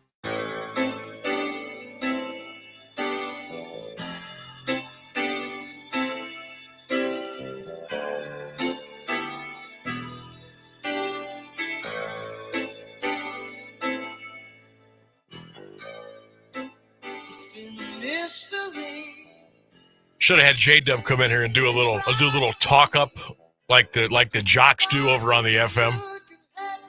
Should have had him come in and do a little talk up to the beginning of Who's Crying Now. Maybe tomorrow we'll do it. That's the only way I could have made it better. Maybe we'll do it tomorrow. Welcome back to the Sam Bourquin Show. We got about 3 minutes till we get you to the bottom of the hour news and weather. We are with you until 6 o'clock tonight. We're with you 3 until 6, Monday through Friday. Kind of make an appointment listening if you would. We certainly would appreciate it. 1310 WDPN, also on all of our social media platforms, X, Facebook, the Q92 radio page on YouTube. You can text anytime at 330-924-7088 or drop your comments in the comments section on YouTube or X or Facebook. Or you can, text them in. Do whatever you like. We love the interaction here. We got a good group. We got a good group of listeners and people that interact with the show. And it's getting bigger every day. I can just tell. You can see some of the names that we haven't had before. So we certainly do appreciate that as we continue to grow the program here. It's all about growth. Getting you excited, want you to listen, want you to interact, want you to be a big part of the program. And we do appreciate it. One more quick thing about the game yesterday, and I know we're up against the time. I want to talk about the field conditions. Those of you that watched the game yesterday, and I watched a quarter, and then I watched a couple series into the second quarter. Did you notice how beat up and crappy and how dangerous and treacherous that grass field was yesterday at Acrisure Stadium? Now, I know during the first quarter, because one of the guys on the call, no, it was the field reporter, because Ian Eagle and J.J. Watt were on the broadcast. I think it was I forget the guy's name on the sideline. And he said that the Steelers do plan to resod the turf before their next home game, which is not this week. They're at Cincinnati on Thursday. I think it might be the following Sunday. That field was a disgrace. Did you see the Pittsburgh Steelers the place kicker, on his second field goal attempt from like 53, 54 yards? His ankle almost got swallowed up by a divot on the field. Chris Boswell. Now, look, I wasn't rooting for Chris Boswell to make a field goal, but my God, he almost broke his ankle. That's a travesty. That is an absolute travesty that they play on that field. And I don't know what's up there, you know what, but they need to field turf that thing. And I know the Roonies are against it. They want the natural grass. Try going out there and planting your leg or your foot on that surface and try to cut. Try to move left and right, start and stop. Try to plant your leg as you go to kick a field goal or punt the ball. That's a joke. That's an absolute joke. Not only does it look terrible, but it's treacherous for the players. You need to rip that grass out of there and go to some kind of a field turf. Everybody else is doing it. Why can't the Pittsburgh Steelers do it? That is dangerous footing for everybody involved. And don't forget, not only do the Pittsburgh Steelers playing on that field, the University of Pitt Panthers are playing college football on that field. Sometimes Pitt is playing on a Saturday night or Saturday afternoon, and the Steelers come back and play on Sunday afternoon. That is crap. For the year 2025, that is crap. Turf that thing. Get that grass out of there. Or you better do a better job of maintaining it, or somebody's seriously going to get hurt. That's all I got. News weather coming up, bottom of the hour, 1310 WDPN. The latest news and the current Alliance area weather forecast are up next on AM 1310 WDPN.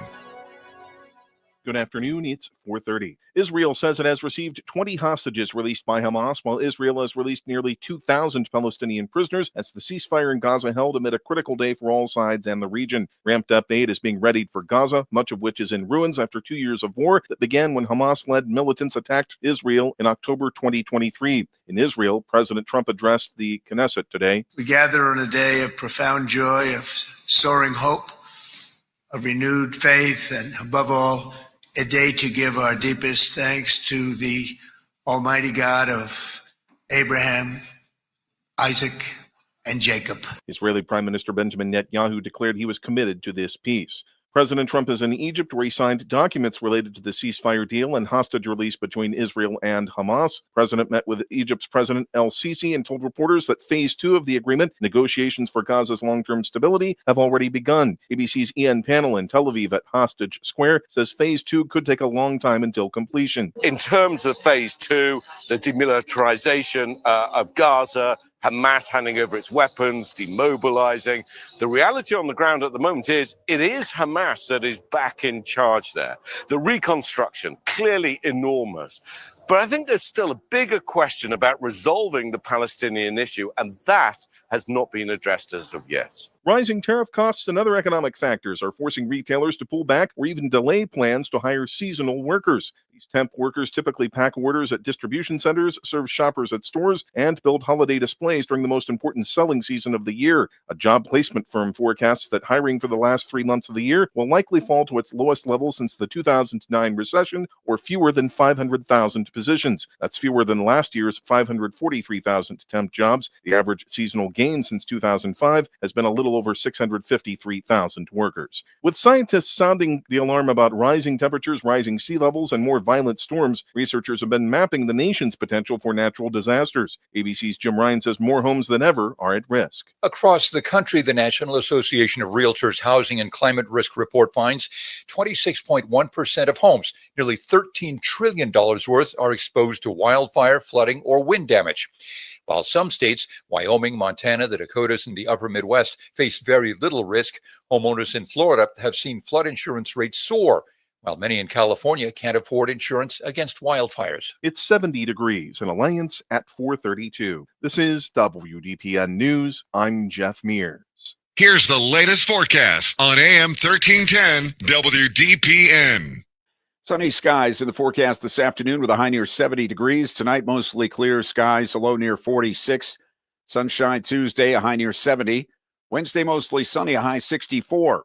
Early frost Thursday, otherwise sunshine, a high near 62. That's your WDPN weather.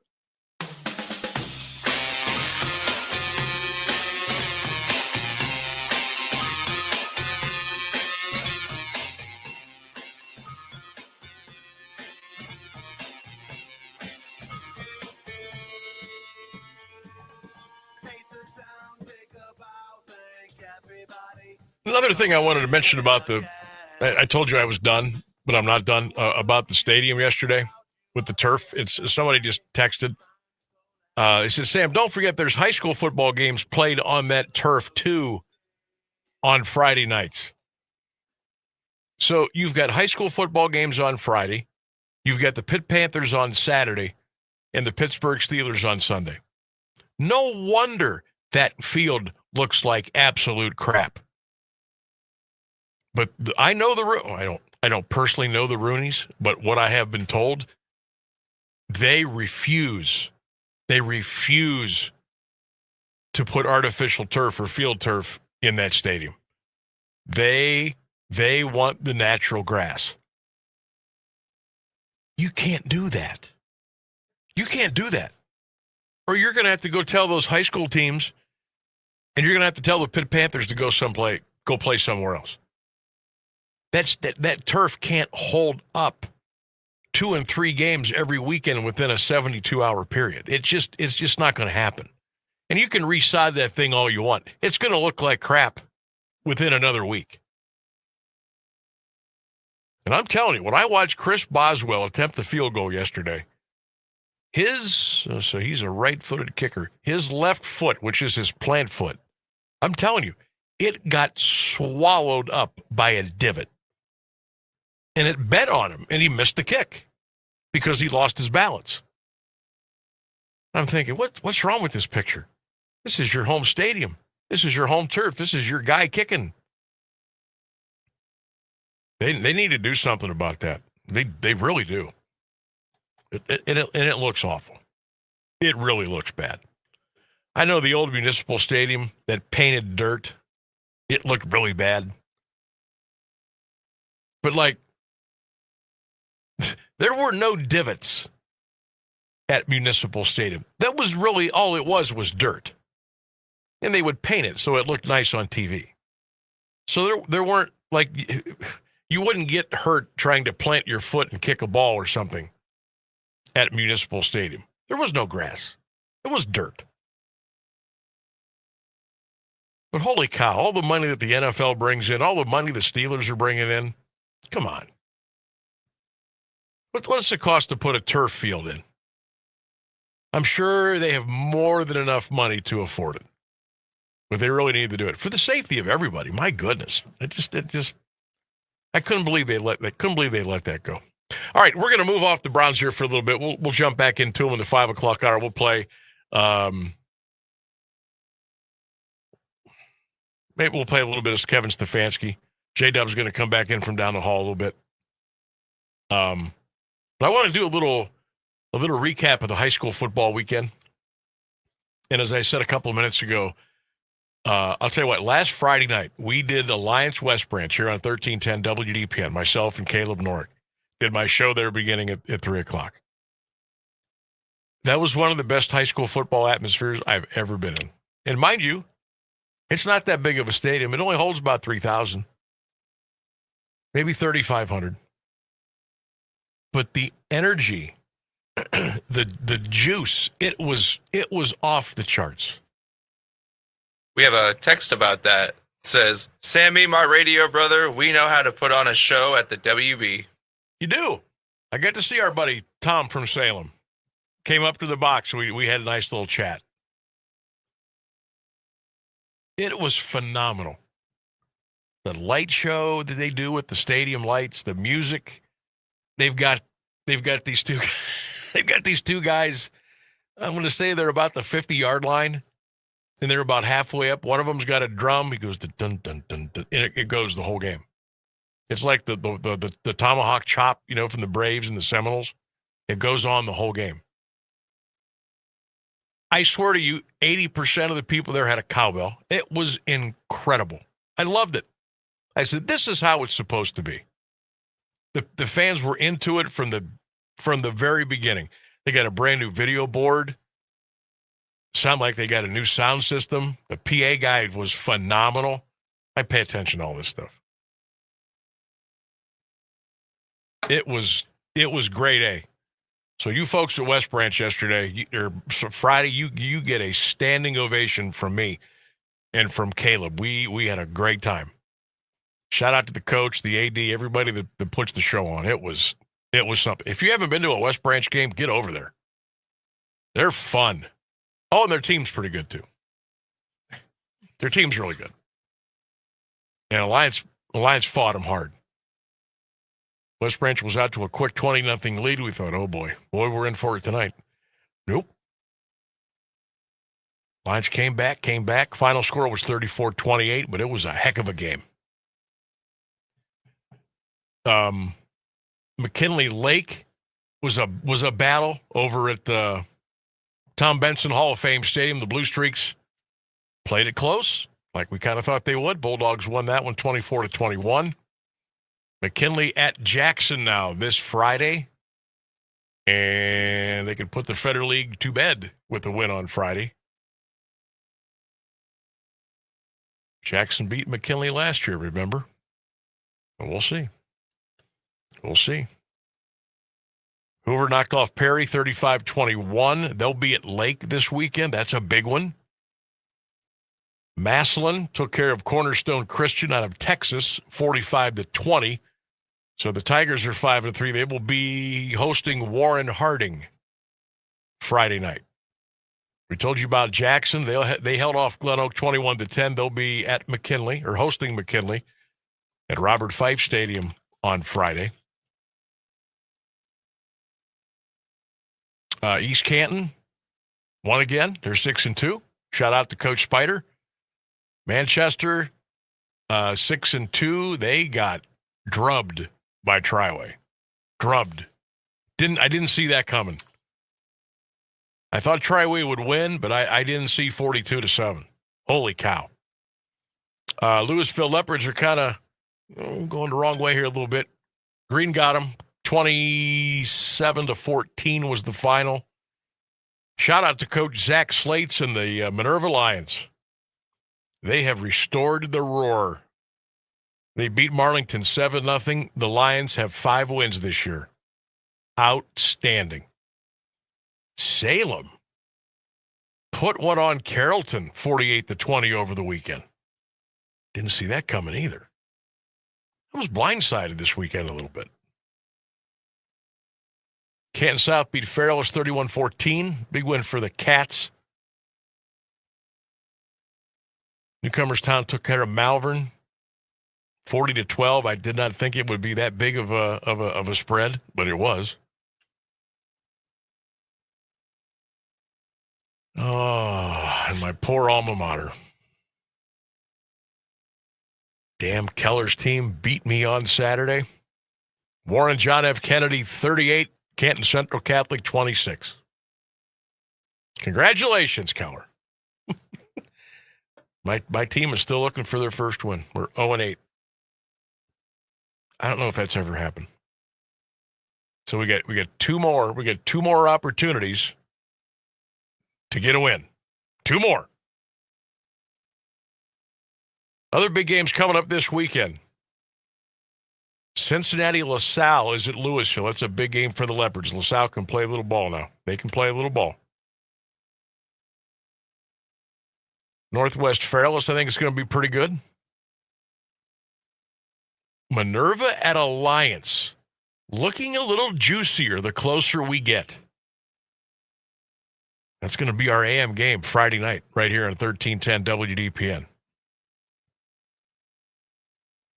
Now, if I'm remembering correctly, Sam, Hoover beat Perry last week, right? They did. Which is great. That was 35-21. That was a surprise. Because everybody was certain on the show on Friday that Perry was going to take that one. Yeah, they Hoover got out to a good start. Perry kind of battled him a little bit, and then Hoover kind of pulled away. Keller on YouTube says, a win is a win, but it was ugly. Yeah, all I know is the score. I kept getting the scores, but I don't know who scored and how. I don't know what,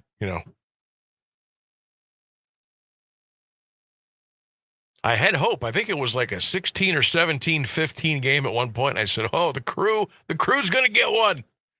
And then I didn't see any score until like an hour after because I think it was a 1:00 game on Saturday afternoon. Of course, we were doing Mount and Wilmington. So I was not able to check as much as I would have liked to, but I saw the score. By the time we got in the car and headed back home from Wilmington, I had seen that the JFK had won the game. I was like, oh man, I thought we were going to get one. Thought we were going to get one. Who else is playing this weekend? Central Catholic is hosting Triway. Triway's really good. Green Perry. Mansfield Glen Oak, a chance for maybe the Golden Eagles to steal one this weekend. St. Tom's got a tough one. They got to go to Mogador. Mogador's good.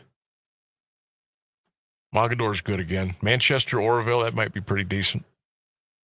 Canton South Tuslaw, Marlington Salem, Carrollton West Branch. There's some good ball games this weekend. And week 9 already, by the way. Of course, we're making plans for our week 10. We've got our broadcast set for this Friday. We'll reveal that tomorrow. You can get those nice and early tomorrow on all of our social media platforms. Christian puts out a big,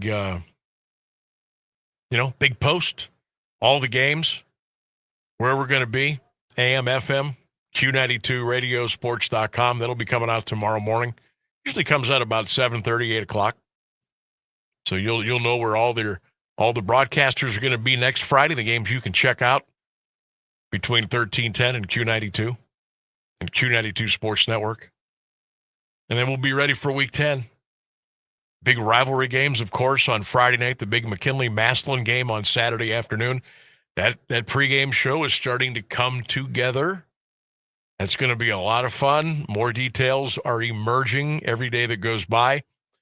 We'll let you know what's going on there, where we're going to be, what time it's going to start, who's going to be on the show. It's going to be a big, big, big pregame show. Big pregame show. Getting you up to the kickoff at 2 o'clock on Q92 and Q92radiosports.com. They're starting to become a little chatter.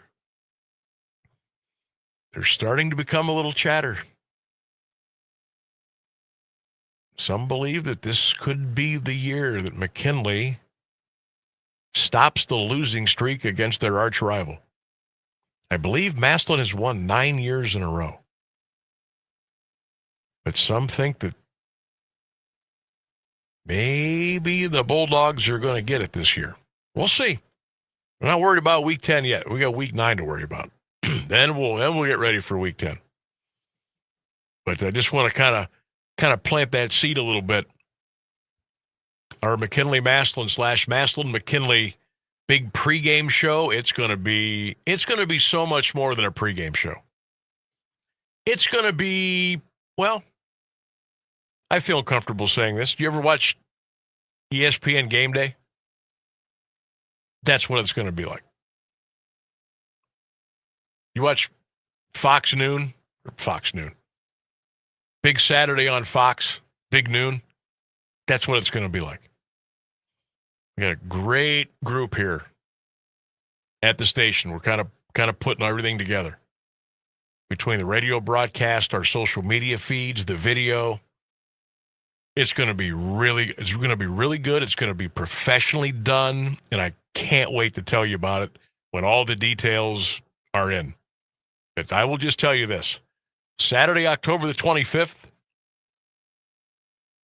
there's only one place for you to tune in hours before the game and get ready to pregame for the greatest rivalry in high school sports. It's going to be Q92, Q92radiosports.com, Q92 radio page on YouTube, on X, on Facebook. It's going to be lit, as the youngsters would say. I don't even know if they say that anymore. Rainsburg, is that a thing? It's going to be lit. I think the youngsters that said lit are people my age now. So it's no longer a thing? I don't think it's very cool anymore. Okay. See, I'm glad I said that. So now I feel cool now that I said that. Yeah, I say it, so it's probably not cool. So what is the new thing now? It's what? Oh, I don't know. I'm too old. I've also aged out of that. Well, hell, you're not that old. No, but I mean, what's the saying now? I think cooked. Cooked is one I hear a lot. That's a bad thing, though. Cooked. See, cooked is a bad thing. Yeah. Like I just cooked that guy. Maybe That's they not still good. use lit. You whippersnappers out there, somebody that knows a whippersnapper, what's the new hip thing now? When it used to be, it was off the hook, off the chain. It was going to be hype. It was going to be fire. It was going to be lit. What's the new saying now? Because I don't want to sound like, what's the new saying when something is, going to be happening? It's going to be big. It's going to be great. That's what it's going to be on October the 25th on Q92, Q92radiosports.com. McKinley Massillon pregame. It's going to be a pregame for the ages. You don't want to miss it. It's going to be peak. Heard peak before. Peak. That might still be outdated, though. Peak. Don't quote me on any of this. I am not a cool person. The only thing that I refer to peak is it's a type of an antifreeze I would pour in the car. Oh yeah. That's how old I am. That's peak. Yeah. Put that in your radiator. It's your fluid, your coolant. Yeah. I think that means we probably know about the same amount of stuff as about cars, Sam. Yeah, I don't. I also know that. That's about it. I don't know much about cars. Gas, oil change, windshield wiper fluid.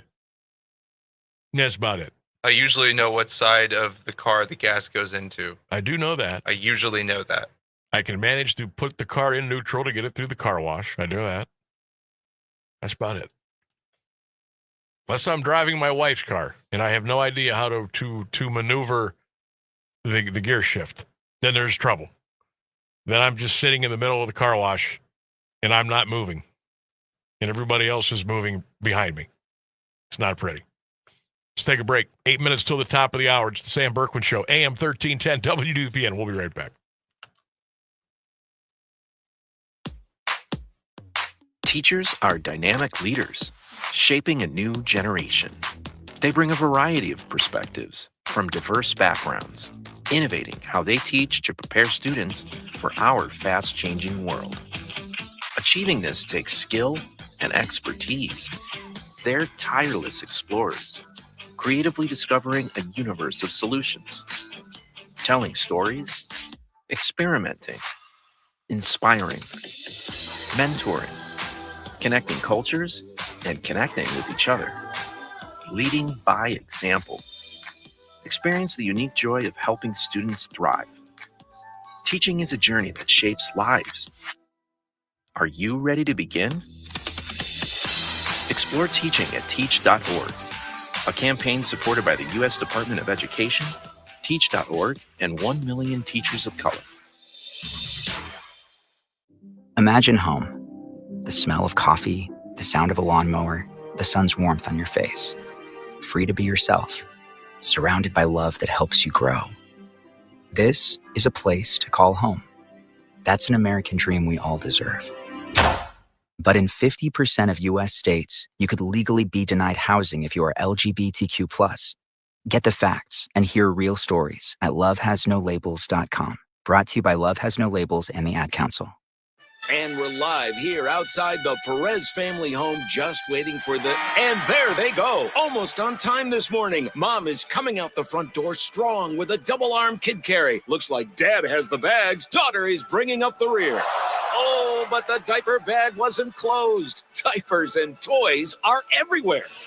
Ooh, but Mom has just nailed the perfect car seat buckle for the toddler. And now the eldest daughter, who looks to be about 9 or 10, has secured herself in the booster seat. Dad zips the bag closed, and they're off.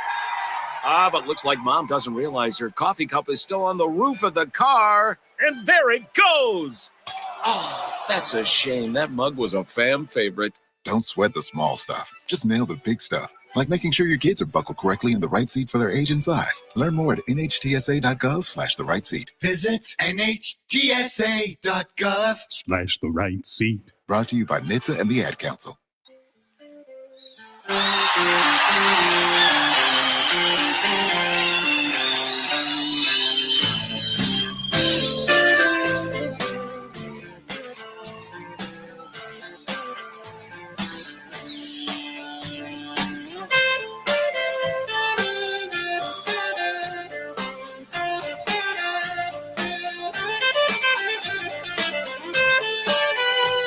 Welcome back to the Sam Bourquin Show, AM 1310 WDPN. Never thought I would hear a live version of a Peter Frampton song. But there it is. That one's for Joey. He requested that. Hope you are well, Joey. The Browns in the city of Cleveland have come to an agreement officially on the team moving. Is that a press conference at 4:30? Is that today? Not that it's some kind of big revelation, because they've already started breaking ground. Not sure why they're even doing this, but anyhow, just thought we'd throw that out there to you. Text line is open at 330-924-7088. Our Sam Bourquin Show poll question of the day: how much of the Browns-Steelers game did you watch yesterday? And try to be as truthful as you can. How much of the Browns-Steelers game did you watch yesterday? Let us know. Text us. You can let us know on all of our social media platforms. You can also give me a follow on X at Sam Bourquin16. Also, follow me on TikTok at Sam Bourquin16. And don't forget, check out 1310 WDPN on all of your favorite social media platforms. You know, Sam, I was gonna watch the Browns game yesterday. I had a moment in the afternoon where I was like, "Oh yeah, the Browns are playing. I should look that up." But unfortunately, it was already over, and they had already lost. So, but I had the urge. I was like, "I'm gonna watch the Browns game." I was just too late. So we're getting there. Well, you won that battle. Yeah, I think I did. I think I did okay, but you did good. You did good there. I figured, somebody's got to do it. Somebody's got to watch the Browns game. 4:30 press conference today. Mayor of the city of Cleveland, Justin Bibb, is holding the press conference. Yeah. I mean, who cares? They've already announced they're moving. They've already broken ground. I don't need Justin Bibb to tell me what's going on. Now, there's probably a couple of things that they legally have to work out, like who's going to pay for the demolition of the stadium. Like, are the Browns going to pay for that? Is the city of Cleveland going to pay for that? Obviously, how many lawsuits have been tossed around here the last couple of months? I assume those will all be put to bed and dropped and put away. That's, there you go, folks. 2029. End of 2028, the beginning of 2029. That's when you will see a winning product. That's the first time you will see a winning product for the Cleveland Browns. So just think about that for a second. This is 2025. October, November, December. God, Christmas is almost here. Is it October? Yeah. So you got the rest of 25. You've got all of 26. You've got all of 27, where you will not see competitive football. 28, it will start to turn things around. You will have, hopefully, the right people in place. Coach, general manager, chief strategy officer, all those big titles. Hopefully all of those titles will be filled with competent people, with common sense, and maybe we can move away a little bit from this ridiculous abomination of analytics. And you'll start to win a little bit in 28. And when they open the doors on that brand new mega billion-dollar shiny Jimmy and D Dome in Brook Park in 2029, that's when you'll see a winning team on the field. I've seen it before. I've followed the dots. I've connected everything before. And if you understand what I'm talking about here, you will know that this is the way big business works. This is the way the National Football League works. So 2029, they'll be in good shape. Between now and then, buckle up and settle in and try to enjoy the ride. That is the Cleveland Browns. All right, we got the news and weather coming up at the top of the hour. One more big hour to go. Stay with us. An Alliance tradition for over half a century. You can always count on WDPN Alliance. This is a special report from ABC News. I'm Michelle Franzen. A full day of emotions across Israel as families reunited with 20 surviving hostages held for more than 2 years in Gaza after the Hamas October 7th attacks. The mother of Bar Cooperstein receiving a phone call before his transfer by Hamas to the Red Cross. But other families are still waiting. Just 4 bodies of the 28 hostages killed were returned today. ABC's Ian Pannell is in Hostage Square in Tel Aviv. They came together, the whole hostage and family movement, and they're still here, still active, still lobbying for the remains of the deceased hostages to be returned. They're upset that only 4 of the bodies will have been released by the end of today, accusing Hamas of reneging on the deal. President Trump spoke to Israeli lawmakers and then traveled to Egypt for a summit with Arab, Muslim, and European leaders, signing the peace plan that includes, he says, disarming Hamas and rebuilding Gaza. This is ABC News. This is the story of the one. As a custodial supervisor at a high school, he knows that during cold and flu season, germs spread fast. It's why he partners with Grainger to stay fully stocked on the products and supplies he needs, from tissues to disinfectants to floor scrubbers. All so that he can help students, staff, and teachers stay healthy and focused. Call 1-800-GRAINGER, click Grainger.com, or just stop by. Grainger, for the ones who get it done. You like saving money, right? We all do. That's why Allstate just lowered the price of car insurance. But wait, there's a catch. Lower. Actually lower. So if you're shopping around or just want to see how much you could save, check Allstate first for a new lower auto rate that could save you hundreds. You're in good hands with Allstate. Not available in every state, only applicable for new auto insurance business. Rates will vary by several factors, including how you purchase the policy. Potential savings vary. Allstate North American Insurance Company and Affiliates, Northbrook, Illinois. Now, the latest Alliance area news from Jeff Mears on AM 1310 WDPN.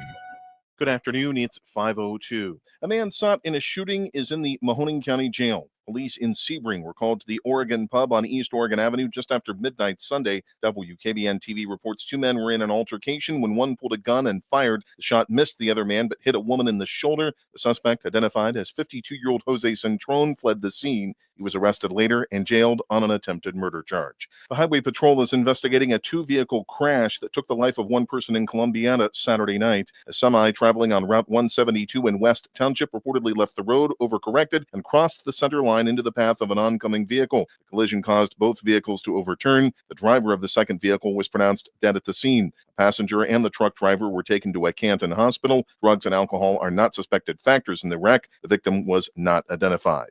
Bond is set at $50,000 for a Smith Township man charged with felonious assault, criminal trespass, and criminal mischief. 52-year-old Joseph Yoho appeared for arraignment today in Alliance Municipal Court. He is scheduled for a preliminary hearing October 20th. The charges resulted from a Sunday afternoon incident. Around 1:50, Yoho allegedly refused to leave a man's property in the 700 block of North Freedom Avenue.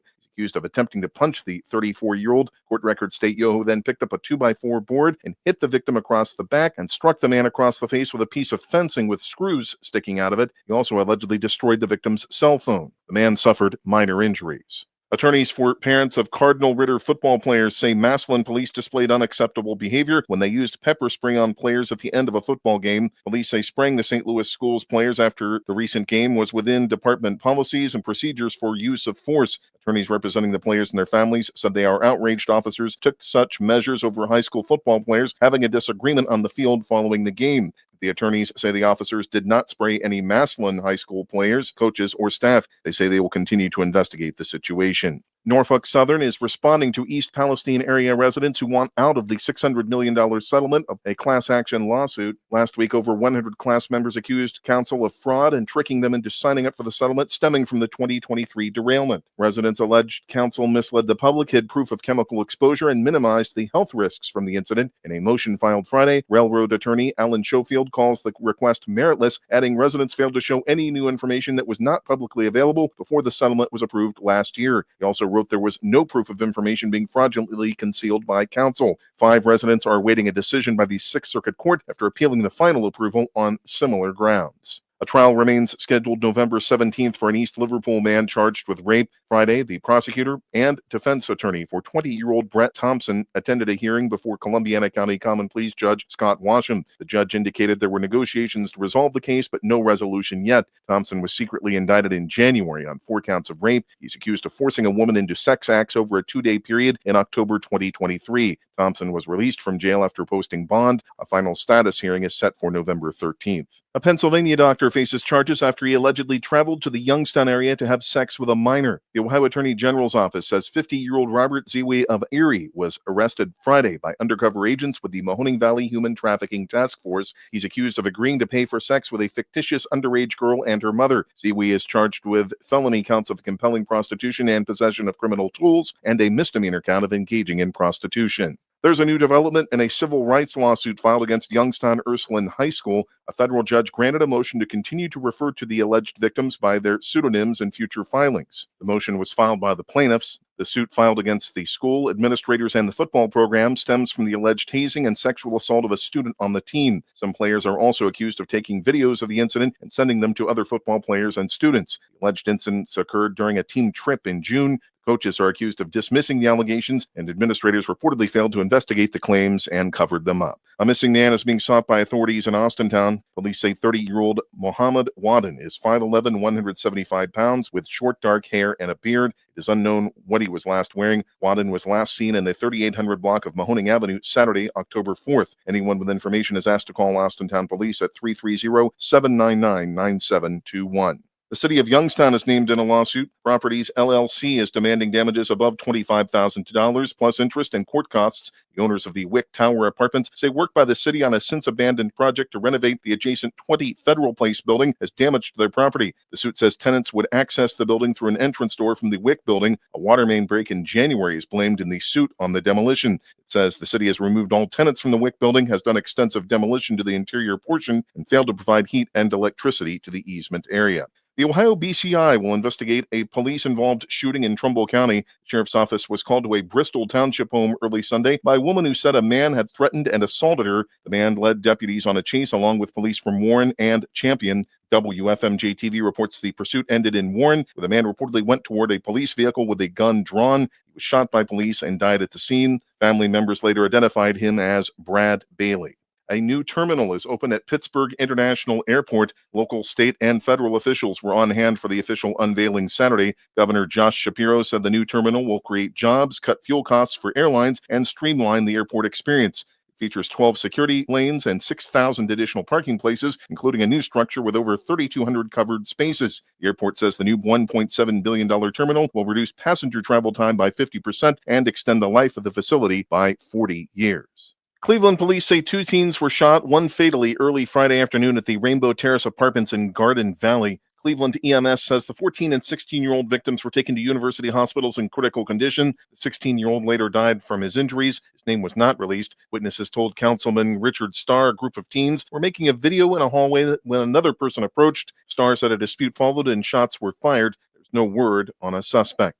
The Department of Job and Family Services says Ohioans filed 5,159 initial unemployment claims last week, which were 677 more than the previous week. About 1,000 of those have been flagged for more stringent identity verification. Ohioans filed 40,955 continued unemployment claims last week, which were 398 less than the previous week. Ohio's unemployment rate in August was 5%. The national rate was 4.3%.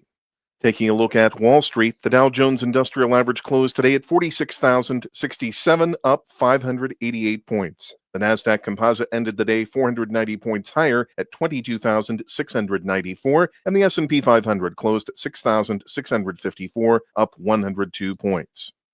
We have the following funeral announcement. A private mass will be held for 82-year-old Joanne Douglas Broski of Beloit, arrangements by Scherer Sterling Skivalaki.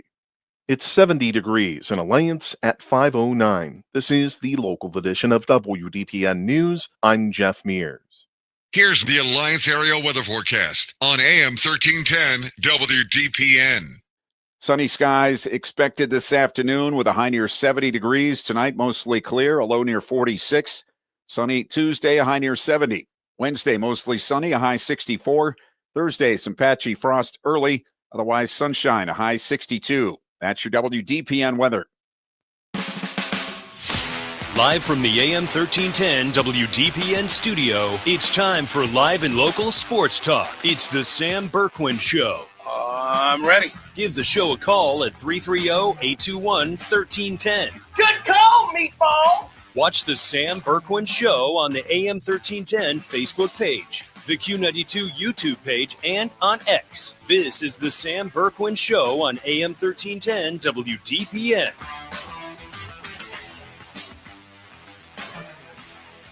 The backfield, Rogers pump, Rogers throw, separation, end zone, touchdown! He put it in the bucket! Rogers, sprint out, on the move, directing traffic, throws! Touchdown! Fitzgerald for the win. It is good. The Panthers upset the Cowboys. Shepard out there, his old college teammate.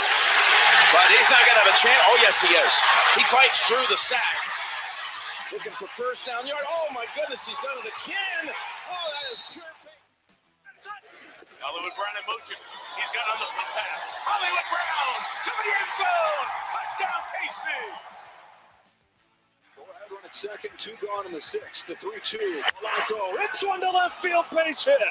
Rodriguez heads home, and the Mariners have taken the lead.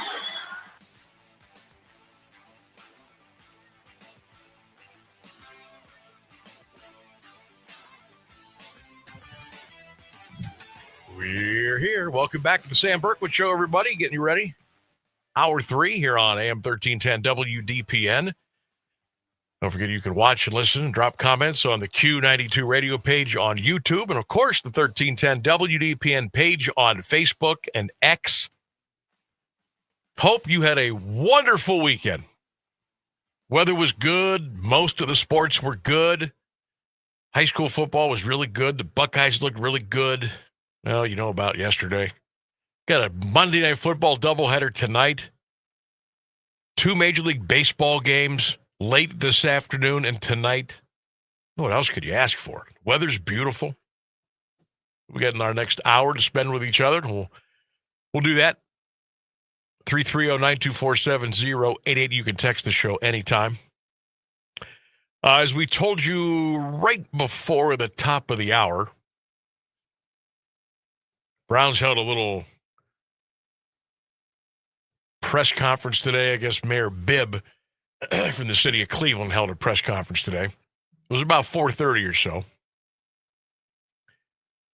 And, of course, the Browns are just now posting on social media. It says they reached an historic agreement with the city of Cleveland to accelerate the lakefront transformation and strengthen our partnership with them as we continue progress in Brook Park. And apparently there's $100 million worth of funds now going to be made available to the city of Cleveland through the Cleveland Browns. Bibb and Haslam Sports Group reached a $100 million agreement for the city, for the residents of the city of Cleveland and the region. And obviously, I've shared this post on my Facebook page. I'll put it up on the 1310 WDPN Facebook page. I'm certainly not going to read all of it to you because, you'll fall asleep. But here's some of the highlights. Here's some of the highlights of said agreement that's been posted.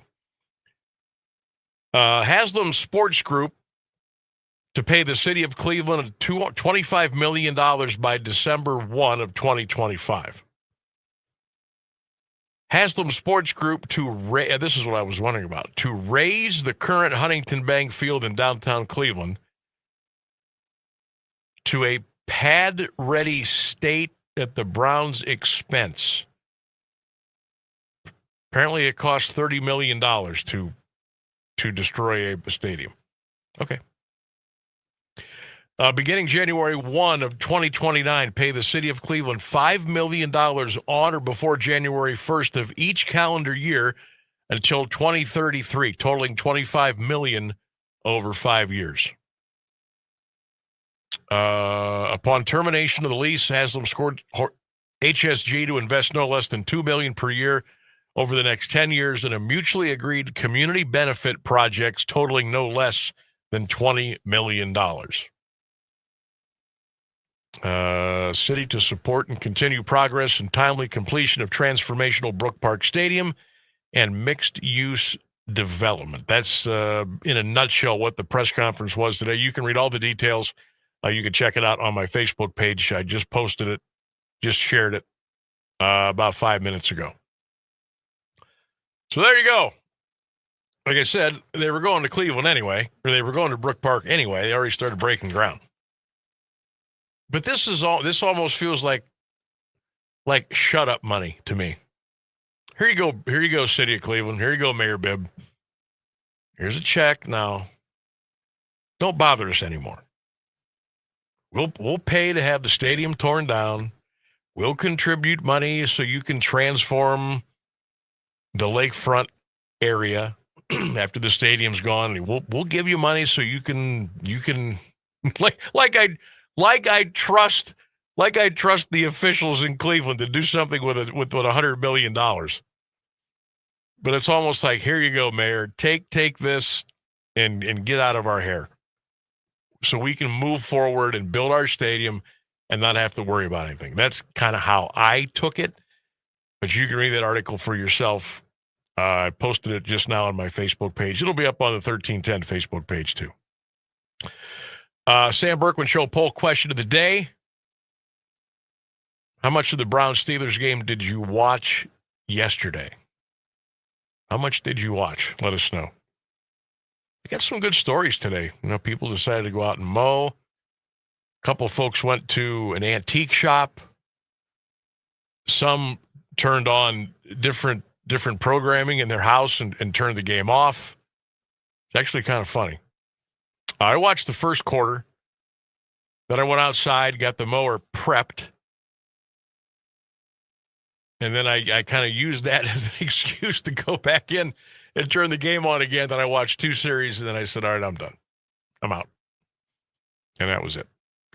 I watched a condensed version of the game on YouTube, and then I watched the Cleveland Sports Show last night that my buddy Nick Camino does on Channel 3 after the Sunday Night Football. I watched that, and that was enough. That was enough. So, yeah, those of you that are asking about Kevin Stefanski, and there's all these GIFs and memes going around that he's been fired and this and that. No, Kevin Stefanski's not getting fired. He's not getting fired. He's doing exactly what he's supposed to do. Do what the ownership is telling him. Do what the general manager is telling him. He doesn't backtalk. There's no sassing. There's no melting down in front of the microphone. Just, Kevin, do what you've been doing. Coach the team. Talk to the media 2-3 days a week. Don't throw anybody under the bus. You'll continue to get your check. Just go out there and do what you're told. And that's pretty much where that's at. But he's not going to get fired. I don't think he'll get fired. If he gets fired, it'll be at the end of the season. And maybe not even then. Because, again, what are you going to do? You're going to bring Jim Schwartz? You're going to give him the head coaching job? Why? Why? So you can have this miraculous turnaround and make it look like you're trying to win games? Just leave Kevin alone. He'll make it through. Kevin's a tough dude. And he is not that bad. I would say he is still a very good coach. But considering the circumstances, what he's been given to work with, what he's not been given to work with, the support he's been shown, I'd say he's done a pretty good job. I know that sounds kind of silly because they're 1-5, but Kevin Stefanski's no dummy. He's not that bad of a coach.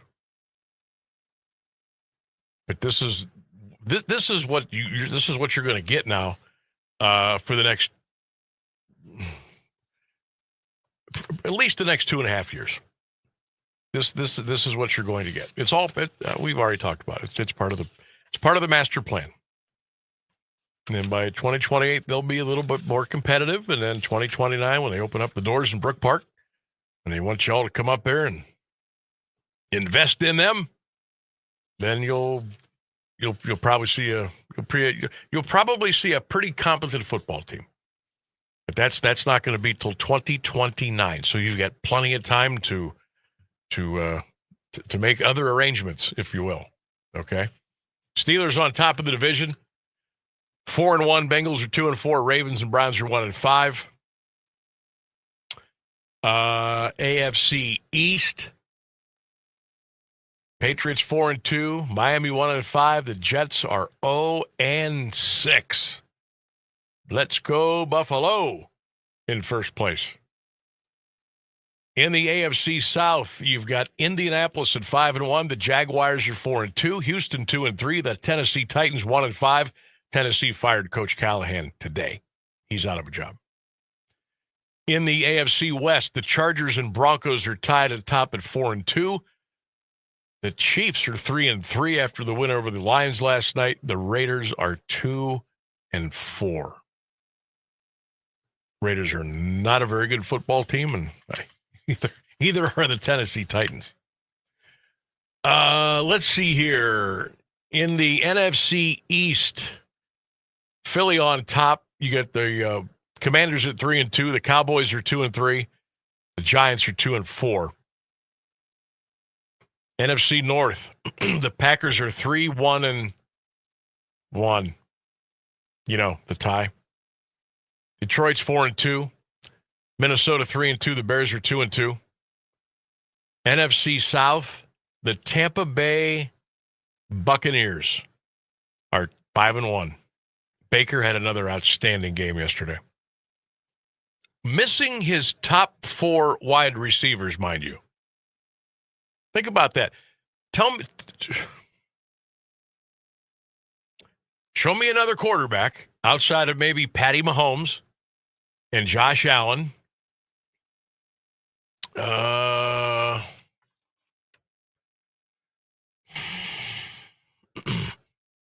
Maybe Aaron Rodgers. Maybe. Show me another quarterback that could go out there and win down his top 4 wide receivers. I'll hang up and listen. Carolina Panthers have clawed their way back to 3-3.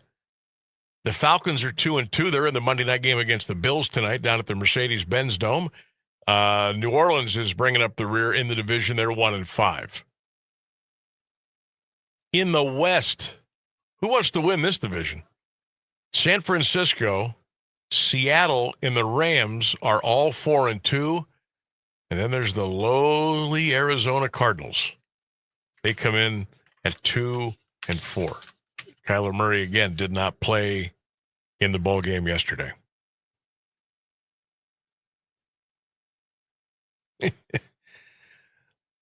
Sam, I am done with Kevin Stefanski. Calling that timeout with about 30 seconds left against Minnesota was the last straw for me. Then yesterday, 58 dropbacks for Gabriel.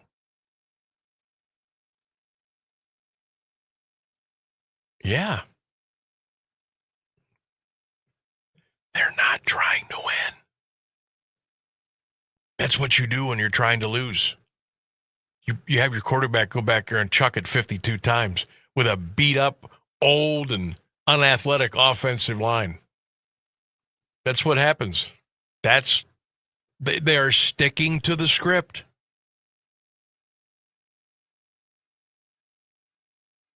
What was Al Davis, owner of the Oakland /LA/Oakland/Las Vegas Raiders? Of course, his son Mark is the team president now. Remember what Al Davis used to say? Just win, baby. Well, you need to flip that around for the Browns. It's just lose, baby. And they're doing a pretty good job of that right now. All right, let's take a break. We'll come back, and we got a little on this day in sports history when we return to the Sam Bourquin Show on AM 1310 WDPN. Do you have trouble getting in and out of the bathtub? Are you afraid you'll slip and fall entering or exiting a tub? Safe Step walk-in tubs can transform your bathtub from an area of concern to a calming refuge. Call them today at 1-800-498-2098 and save $1,600. Safe Step walk-in tubs and showers are proudly made in Tennessee and offer an ultra-low step-in, avoiding that difficult climb over a traditional bathtub wall. They also offer a variety of therapeutic benefits that may help soothe your aching muscles and joints, increasing your mobility, boosting your energy, and improving your sleep. Safe Step walk-in tubs are designed to easily fit your existing tub space and are often installed in as little as 1 day. Just dial 1-800-498-2098 today to save $1,600 and receive a free shower package. That's 1-800-498-2098 for a free no-obligation consultation and to save $1,600. Safe Step walk-in tubs. Safety never felt so good. This place has a pulse. You hear it in the canopy, feel it in the ground. Life, fully illuminated, engulfs you. From the birds singing in the treetops above to the tiniest insects in the soil below, you take a deep, cleansing breath, filling your lungs with the essence of the forest. Now, imagine it's all gone. Healthy, life-giving forests reduced to nothing. No singing birds, no lush canopy, and water and food in short supply around the world.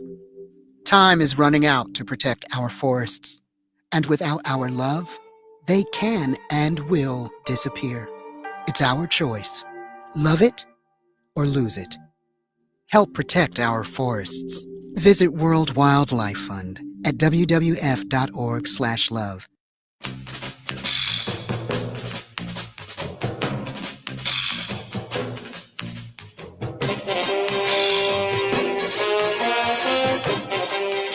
All right, before we get to On This Day in Sports History, the Cleveland Browns have announced they have waived tackle Thayer Munford. Remember Thayer, the former Massillon Tiger, Ohio State Buckeye? Been with a few teams in the NFL. He's been waived today by the Browns. All right, on this day in sports history, let's go back to 1903. The Boston Red Sox defeated the Pittsburgh Pirates 3-0 in the first modern World Series. They won the series 5-3. Must have been a best of 9 back then. Can you imagine? On this day in 1970, Dave McNally of the Orioles became the only pitcher to hit a grand slam in the World Series. On this day in 1971, the first World Series night game was telecast on NBC. Orioles beat the Pirates 4-3 in Game 4 at Three Rivers Stadium. Also in 1971, Bing Crosby, part owner of the Pittsburgh Pirates, threw out the first ball in the World Series Game 4. Boy, Pittsburgh in the news today. 1998, the Pittsburgh Penguins filed for Chapter 11 bankruptcy protection for the second time in the team's history. Well, they're doing well now, aren't they? On this day in 1998, the NBA canceled regular season games due to a work stoppage for the first time in their 51-year history. More Pittsburgh news today, but this is a cool story. 1960, the World Series ended on a home run for the very first time. Here's a swing and a high fly ball going deep left. That's how you do it. Back to the wall goes Berra. It is home run. The Pirates win. The 1960 World Champions defeat the New York Yankees. The Pirates 10 and the Yankees 9. Bill Mazeroski, the shot heard around the world. The bottom of the ninth home run as the Pirates beat the Yankees. That is on this day in sports history. We'll take a break and come back with more on the Sam Bourquin Show. Keep it here. 1310 WDPN. Here's the latest news on AM 1310 WDPN. Good afternoon. It's 5:30. Israel and Hamas have taken a significant step in the ceasefire agreement for the Gaza war by releasing hostages and prisoners. The move raises hopes for a long-term truce in the region. However, unresolved issues like Hamas disarmament and Gaza governance highlight the deal's fragility. Today, Israelis celebrated the return of hostages, while Palestinians welcomed freed prisoners. Bodies of only a handful of deceased hostages have been released. President Trump visited the region to support the agreement, urging Israeli lawmakers to pursue broader peace. Trump is in Egypt for a signing ceremony related to the ceasefire deal and hostage release between Israel and Hamas. Trump also met with Egypt's President El-Sisi ahead of the ceremony, where many Middle East and European nations are attending. He told reporters that phase 2 of the deal, negotiations for long-term stability in Gaza, have already begun. Well, it started as far as we're concerned. Phase 2 has started. And, the phases are all a little bit mixed in with each other. We're going to start cleaning up.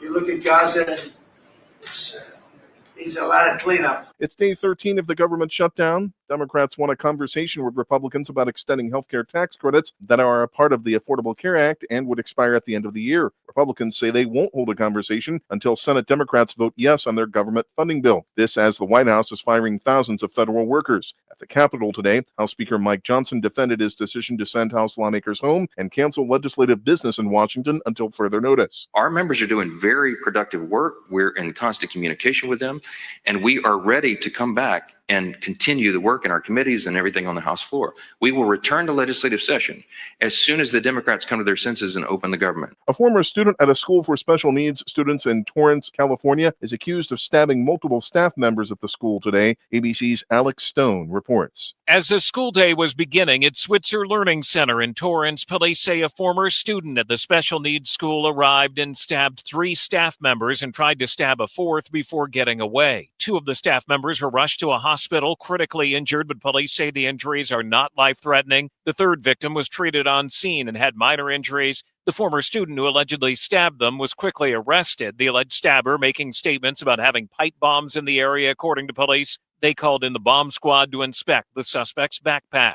Alex Stone, ABC News, Los Angeles. It's 69 degrees in Alliance at 5:32. This is WDPN News. I'm Jeff Mears. Now, the Alliance Area Weather Forecast on AM 1310 WDPN. This afternoon, sunny skies, a high near 70 degrees. Tonight, mostly clear, a low around 46. Sunny on Tuesday with a high near 70. Wednesday, mostly sunny, a high near 64. Thursday, patchy frost early, otherwise sunny, a high 62. That's your WDPN weather. Spread your love and light. Spread your love and light.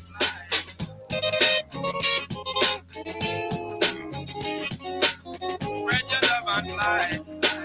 Spread your love and light. All around the world. 1310 WDPN. Welcome back to the Sam Bourquin Show. Hey, the text line is open, 330-924-7088. 330-924-7088. You can drop your comments on the Q92 radio page on YouTube. And those comments will come right to us and everybody. Browns and Dolphins Sunday at the stadium. Cleveland's a 2.5-point favorite. Boy, what a scintillating matchup that's going to be. The 1-5 Dolphins at the 1-5 Browns.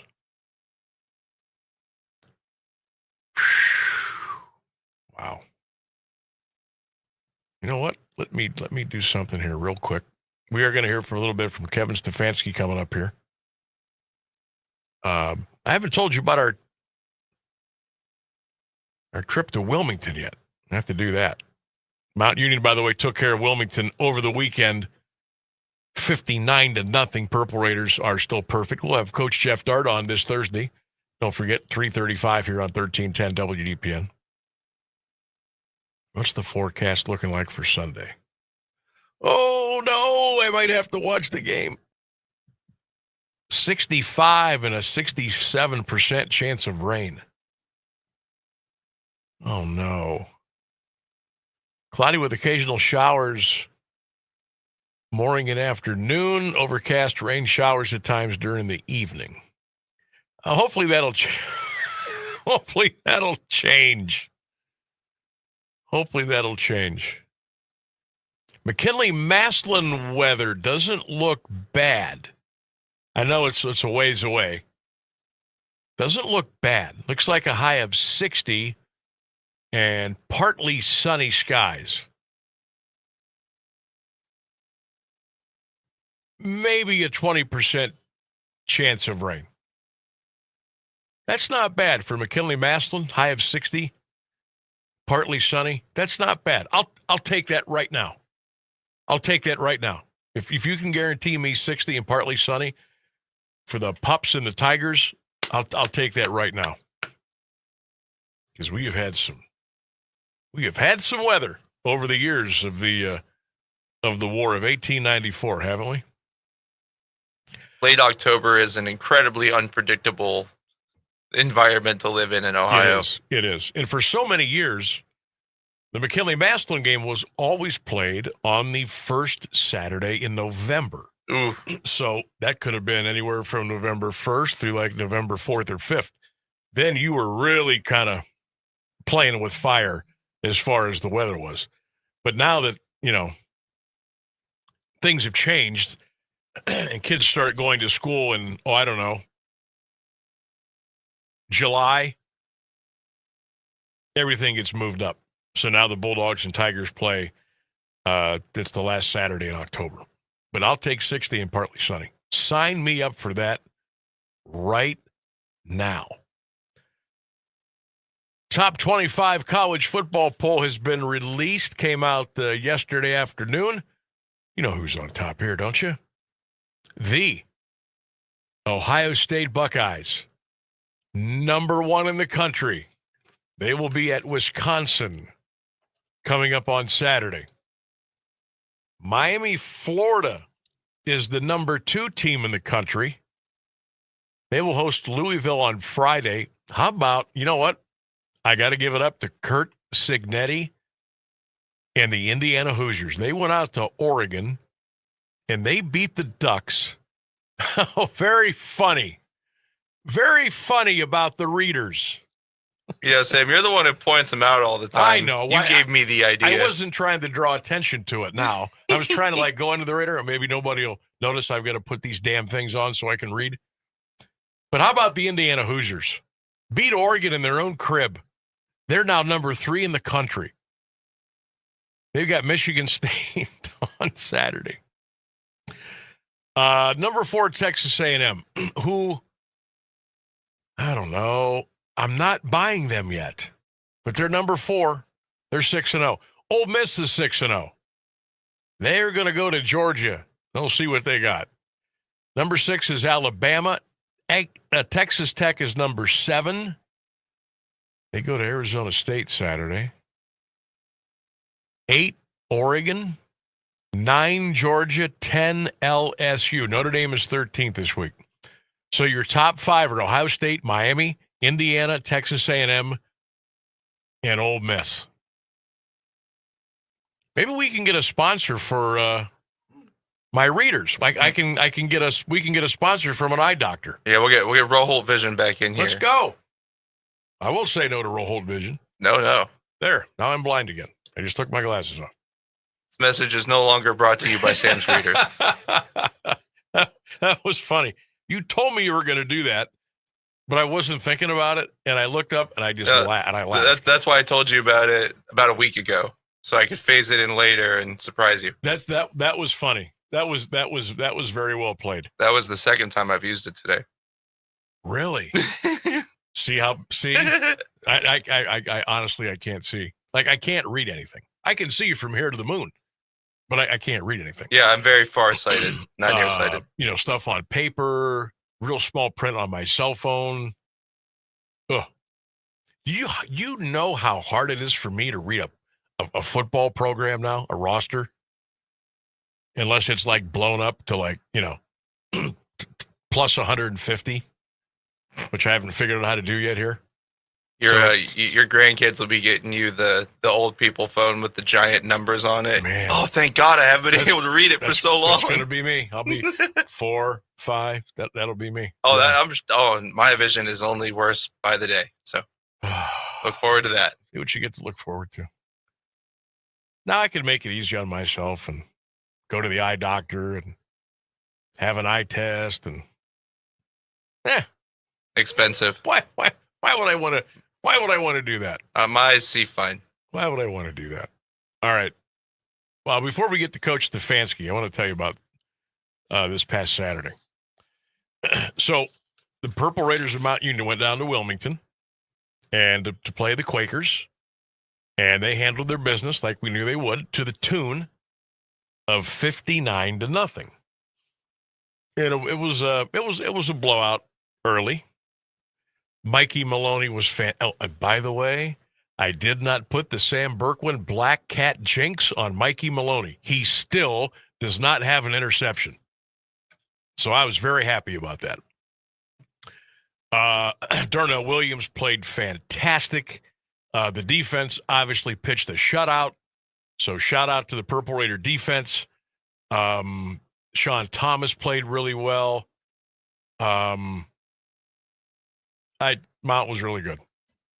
So it's a 3 hour. It's about 3 hours and 35 minutes to get to Wilmington. So we met up, Ryan Bevere and myself, and we tried to meet up close to like a Route 30 entrance area. So we go to we get on the road, we get to Wilmington. Game was at 1:30. I usually like to be at a stadium 2 hours before. We were just a little bit behind. We had to make a little stop on the way down. And the girl with the red pigtails, we had to go to Wendy's just to grab something real quick, because I was pretty sure we were not going to be getting anything in the press box at Wilmington. And boy, was I correct on that. So good move by us. So we get down to the stadium. Game's at 1:30. We get to the stadium. It's about 11:50. 11:50. So we're running just a little behind. Not much at all. Plenty of time to get set up. And as I told you last week, before we went down, we were informed that we were going to be broadcasting the game on top of the roof of the press box. Okay, fine. Whatever. If that's where you need us, that's where we'll go. So we get down there, and our good friends from the college radio station, WRMU, are there, and they are set up in their table, and they are also on the roof to the far left. So we carry all the equipment up the bleachers. No hand railings, by the way, on the bleachers. None. So we carry all the equipment up to the press box. Now we've got to go up another level of steps to get to the roof. So we carry everything up the steps. We go up to the roof. And what should my wondering eyes appear? No table, no chairs, no power source, no nothing. Okay. All right. We're good. So I went over and talked to our buddies at the WRMU, and they said that they were able to find one power source. There was like 8 power sources up on the roof. Only one of them worked. He's like, hey, you guys can plug into ours. Not a big deal. Okay. Because I brought an extra orange extension cord, and I brought a surge protector with a bunch of outlets, so we're in good shape. But there was still one problem. There was no table. There was no chairs. There was no nothing. So now I am in search of the SID person. And I go downstairs. It said, I'm Sam Bourquin, 1310 WDPN. We're doing Mount Commercial Radio. Oh. So we were instructed to set up on the roof to broadcast the game today, and we've already been up there, and there's no power, and there's no tables, and there's no chairs. Yeah, we've been having trouble. What do you mean you've been having trouble? Well, we've been having trouble with the power source up there. Oh, okay. I said, well, what are we going to do to get this, to make this happen? Because we have to, broadcast the game. And he says, well, our the lower levels really, it's going to be really crowded. I don't know if there's any room down here. Okay. I said, well, what can we do about getting situated up on the roof? I said, I don't have an issue per se, although I probably should, but I don't have an issue doing the game on the roof. It was 70. The wind wasn't bad. It wasn't horrible. But I said, we need stuff to set up to do a broadcast.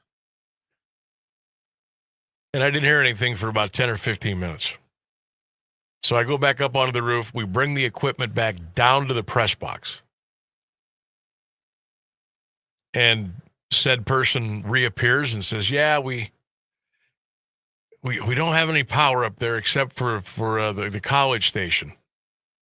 And he says, we're really going to be tight in here. Okay. So what are we going to do? It was no longer, can you help?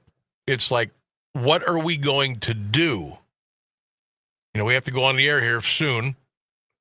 We need situated. We need power. We need a table. We need chairs. Well, it's really going to be crowded in here. I don't. I'm like, okay. I'm about this close to losing my mind. I said, what about this little cubby here? It was not enough for both of us to fit in, to set up, to call the game. He says, well, you know, I got a couple guys there. And I said, well, here's what we're going to do. We're going to set our equipment up here, and they can stand somewhere in the press box. I said, is there power here? Yeah, there should be down there. Okay. So I get down and look underneath it. Okay, there's a power outlet again on the wall. Okay. So I plug in, get the computer out, get the board out, put all this crap together so we can get a broadcast on the air. Ryan had to stand behind me. Ryan Revere had to stand behind me the whole game. We barely had enough room to put the computer and the board and papers and stuff on. And the partitions were on each side. So from the 30-yard line to the end zone to the left, we were cut off. From the 35 or 40-yard line to the right end zone, we were cut off. So we could really only see what was going on between the 35-yard lines. So we did as best as we could. And hopefully it sounded okay and everything was all right. So ultimately better or worse than the roof? Worse. Worse? Okay. Because what it sounds like. Because of the view, we couldn't see more than half the field. Yeah, you would have had the best view on the roof. Yes. But that never, but that also has its drawbacks. That never happened. So I just wanted to relay that. No hard feelings, Wilmington. Don't worry about it. Happens, I guess. Shouldn't happen. Really shouldn't happen. But we're moving on. 59 to zip. We'll see you at our place next year. This Saturday, we will be at Heidelberg. Purple Raiders and the Student Princes, 1:30, AM 1310 WDPN. And we have been assured we are in the press box, and we'll be ready to go on Saturday afternoon. Wow. How about that? Sounds great. Almost went to the Fighting Oh, yeah? Almost played for them. Them and Mount. Where'd you go? I didn't go to school. Went to Canton for like a semester. Oh, well, you got hurt, though. Weren't you J-Dub from Q down the hall joining us? We're talking about where he was going to go to college and play football, and he said, I almost went to the Student Princes. I almost went to Northwestern. I almost went to the Fighting Princesses. I almost went to Ohio, the Bobcats down there. And you said you almost went to Mount, too. Mount, yeah. Their all-time linebacker, Jason Hall, reached out to me multiple times. Yeah. Love Jason. Former coach of the Massillon Tigers. Now he's the athletic director at North Royalton.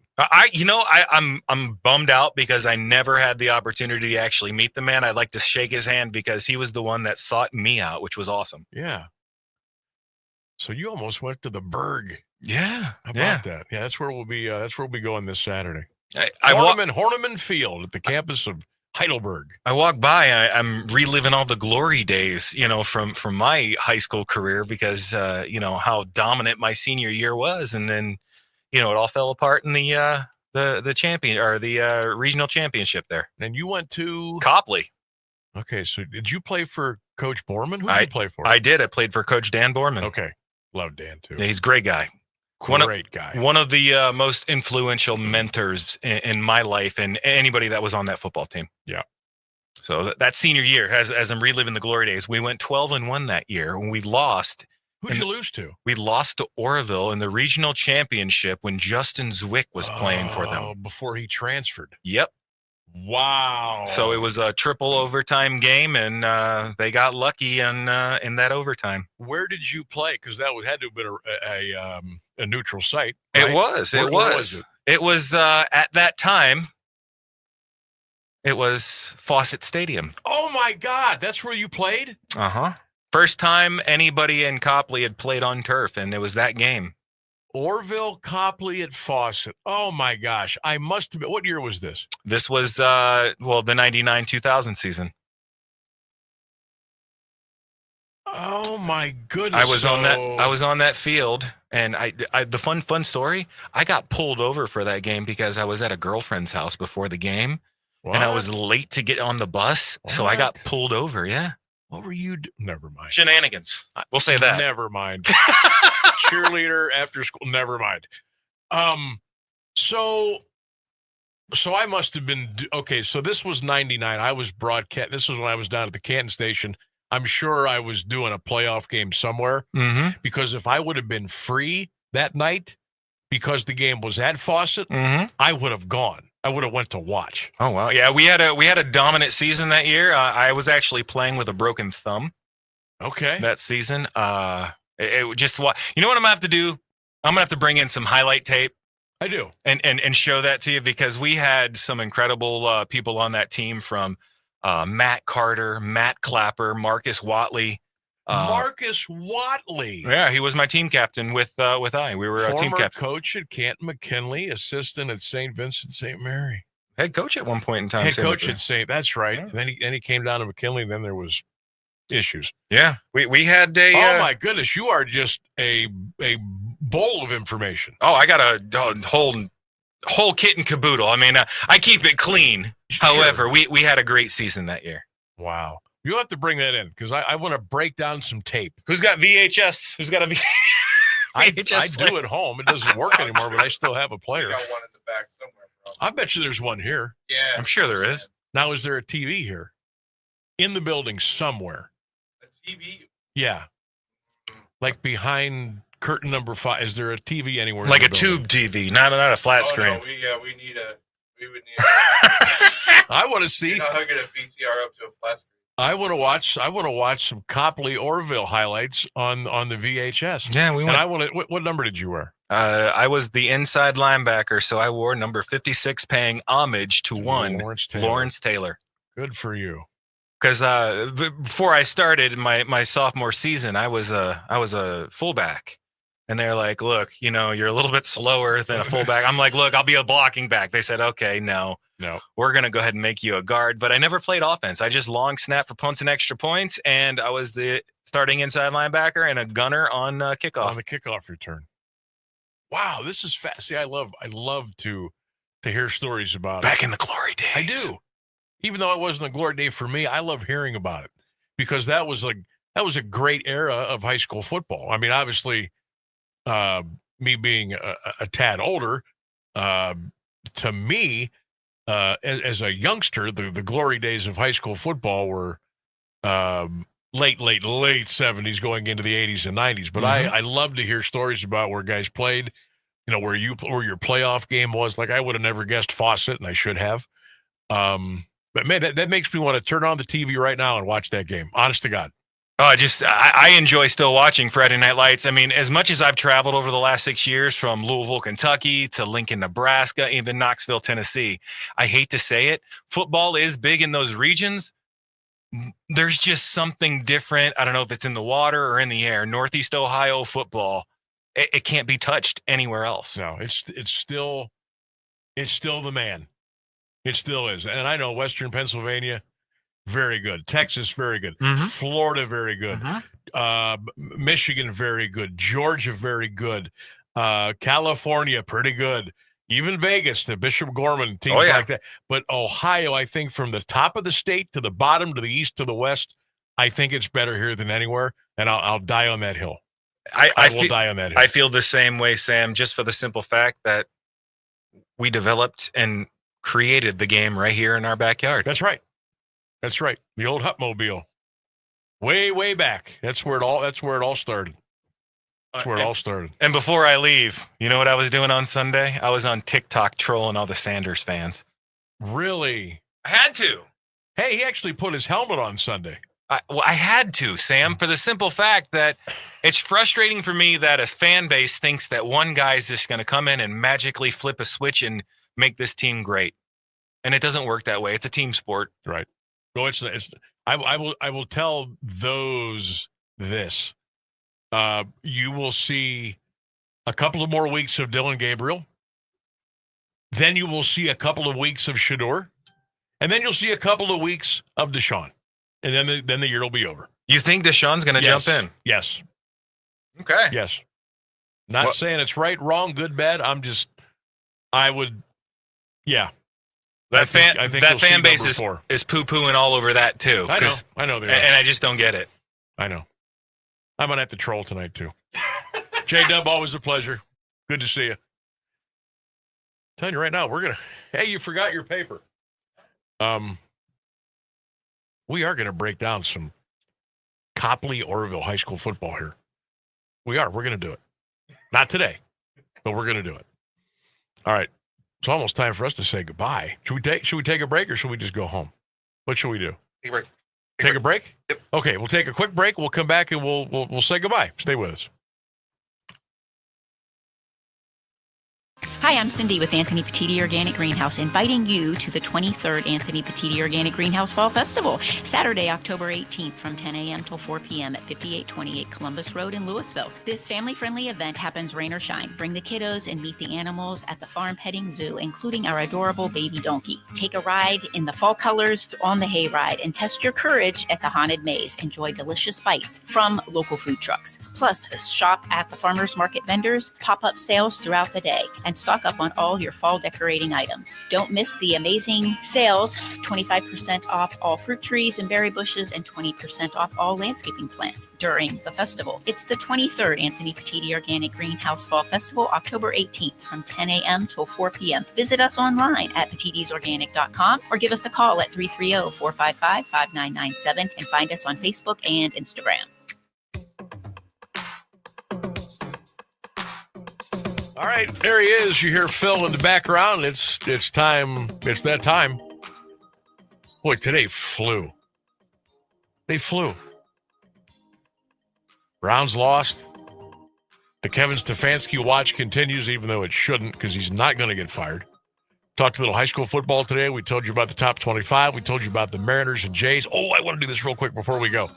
There's a couple of Major League Baseball playoff games today. One is underway. One will start at 8:05 tonight.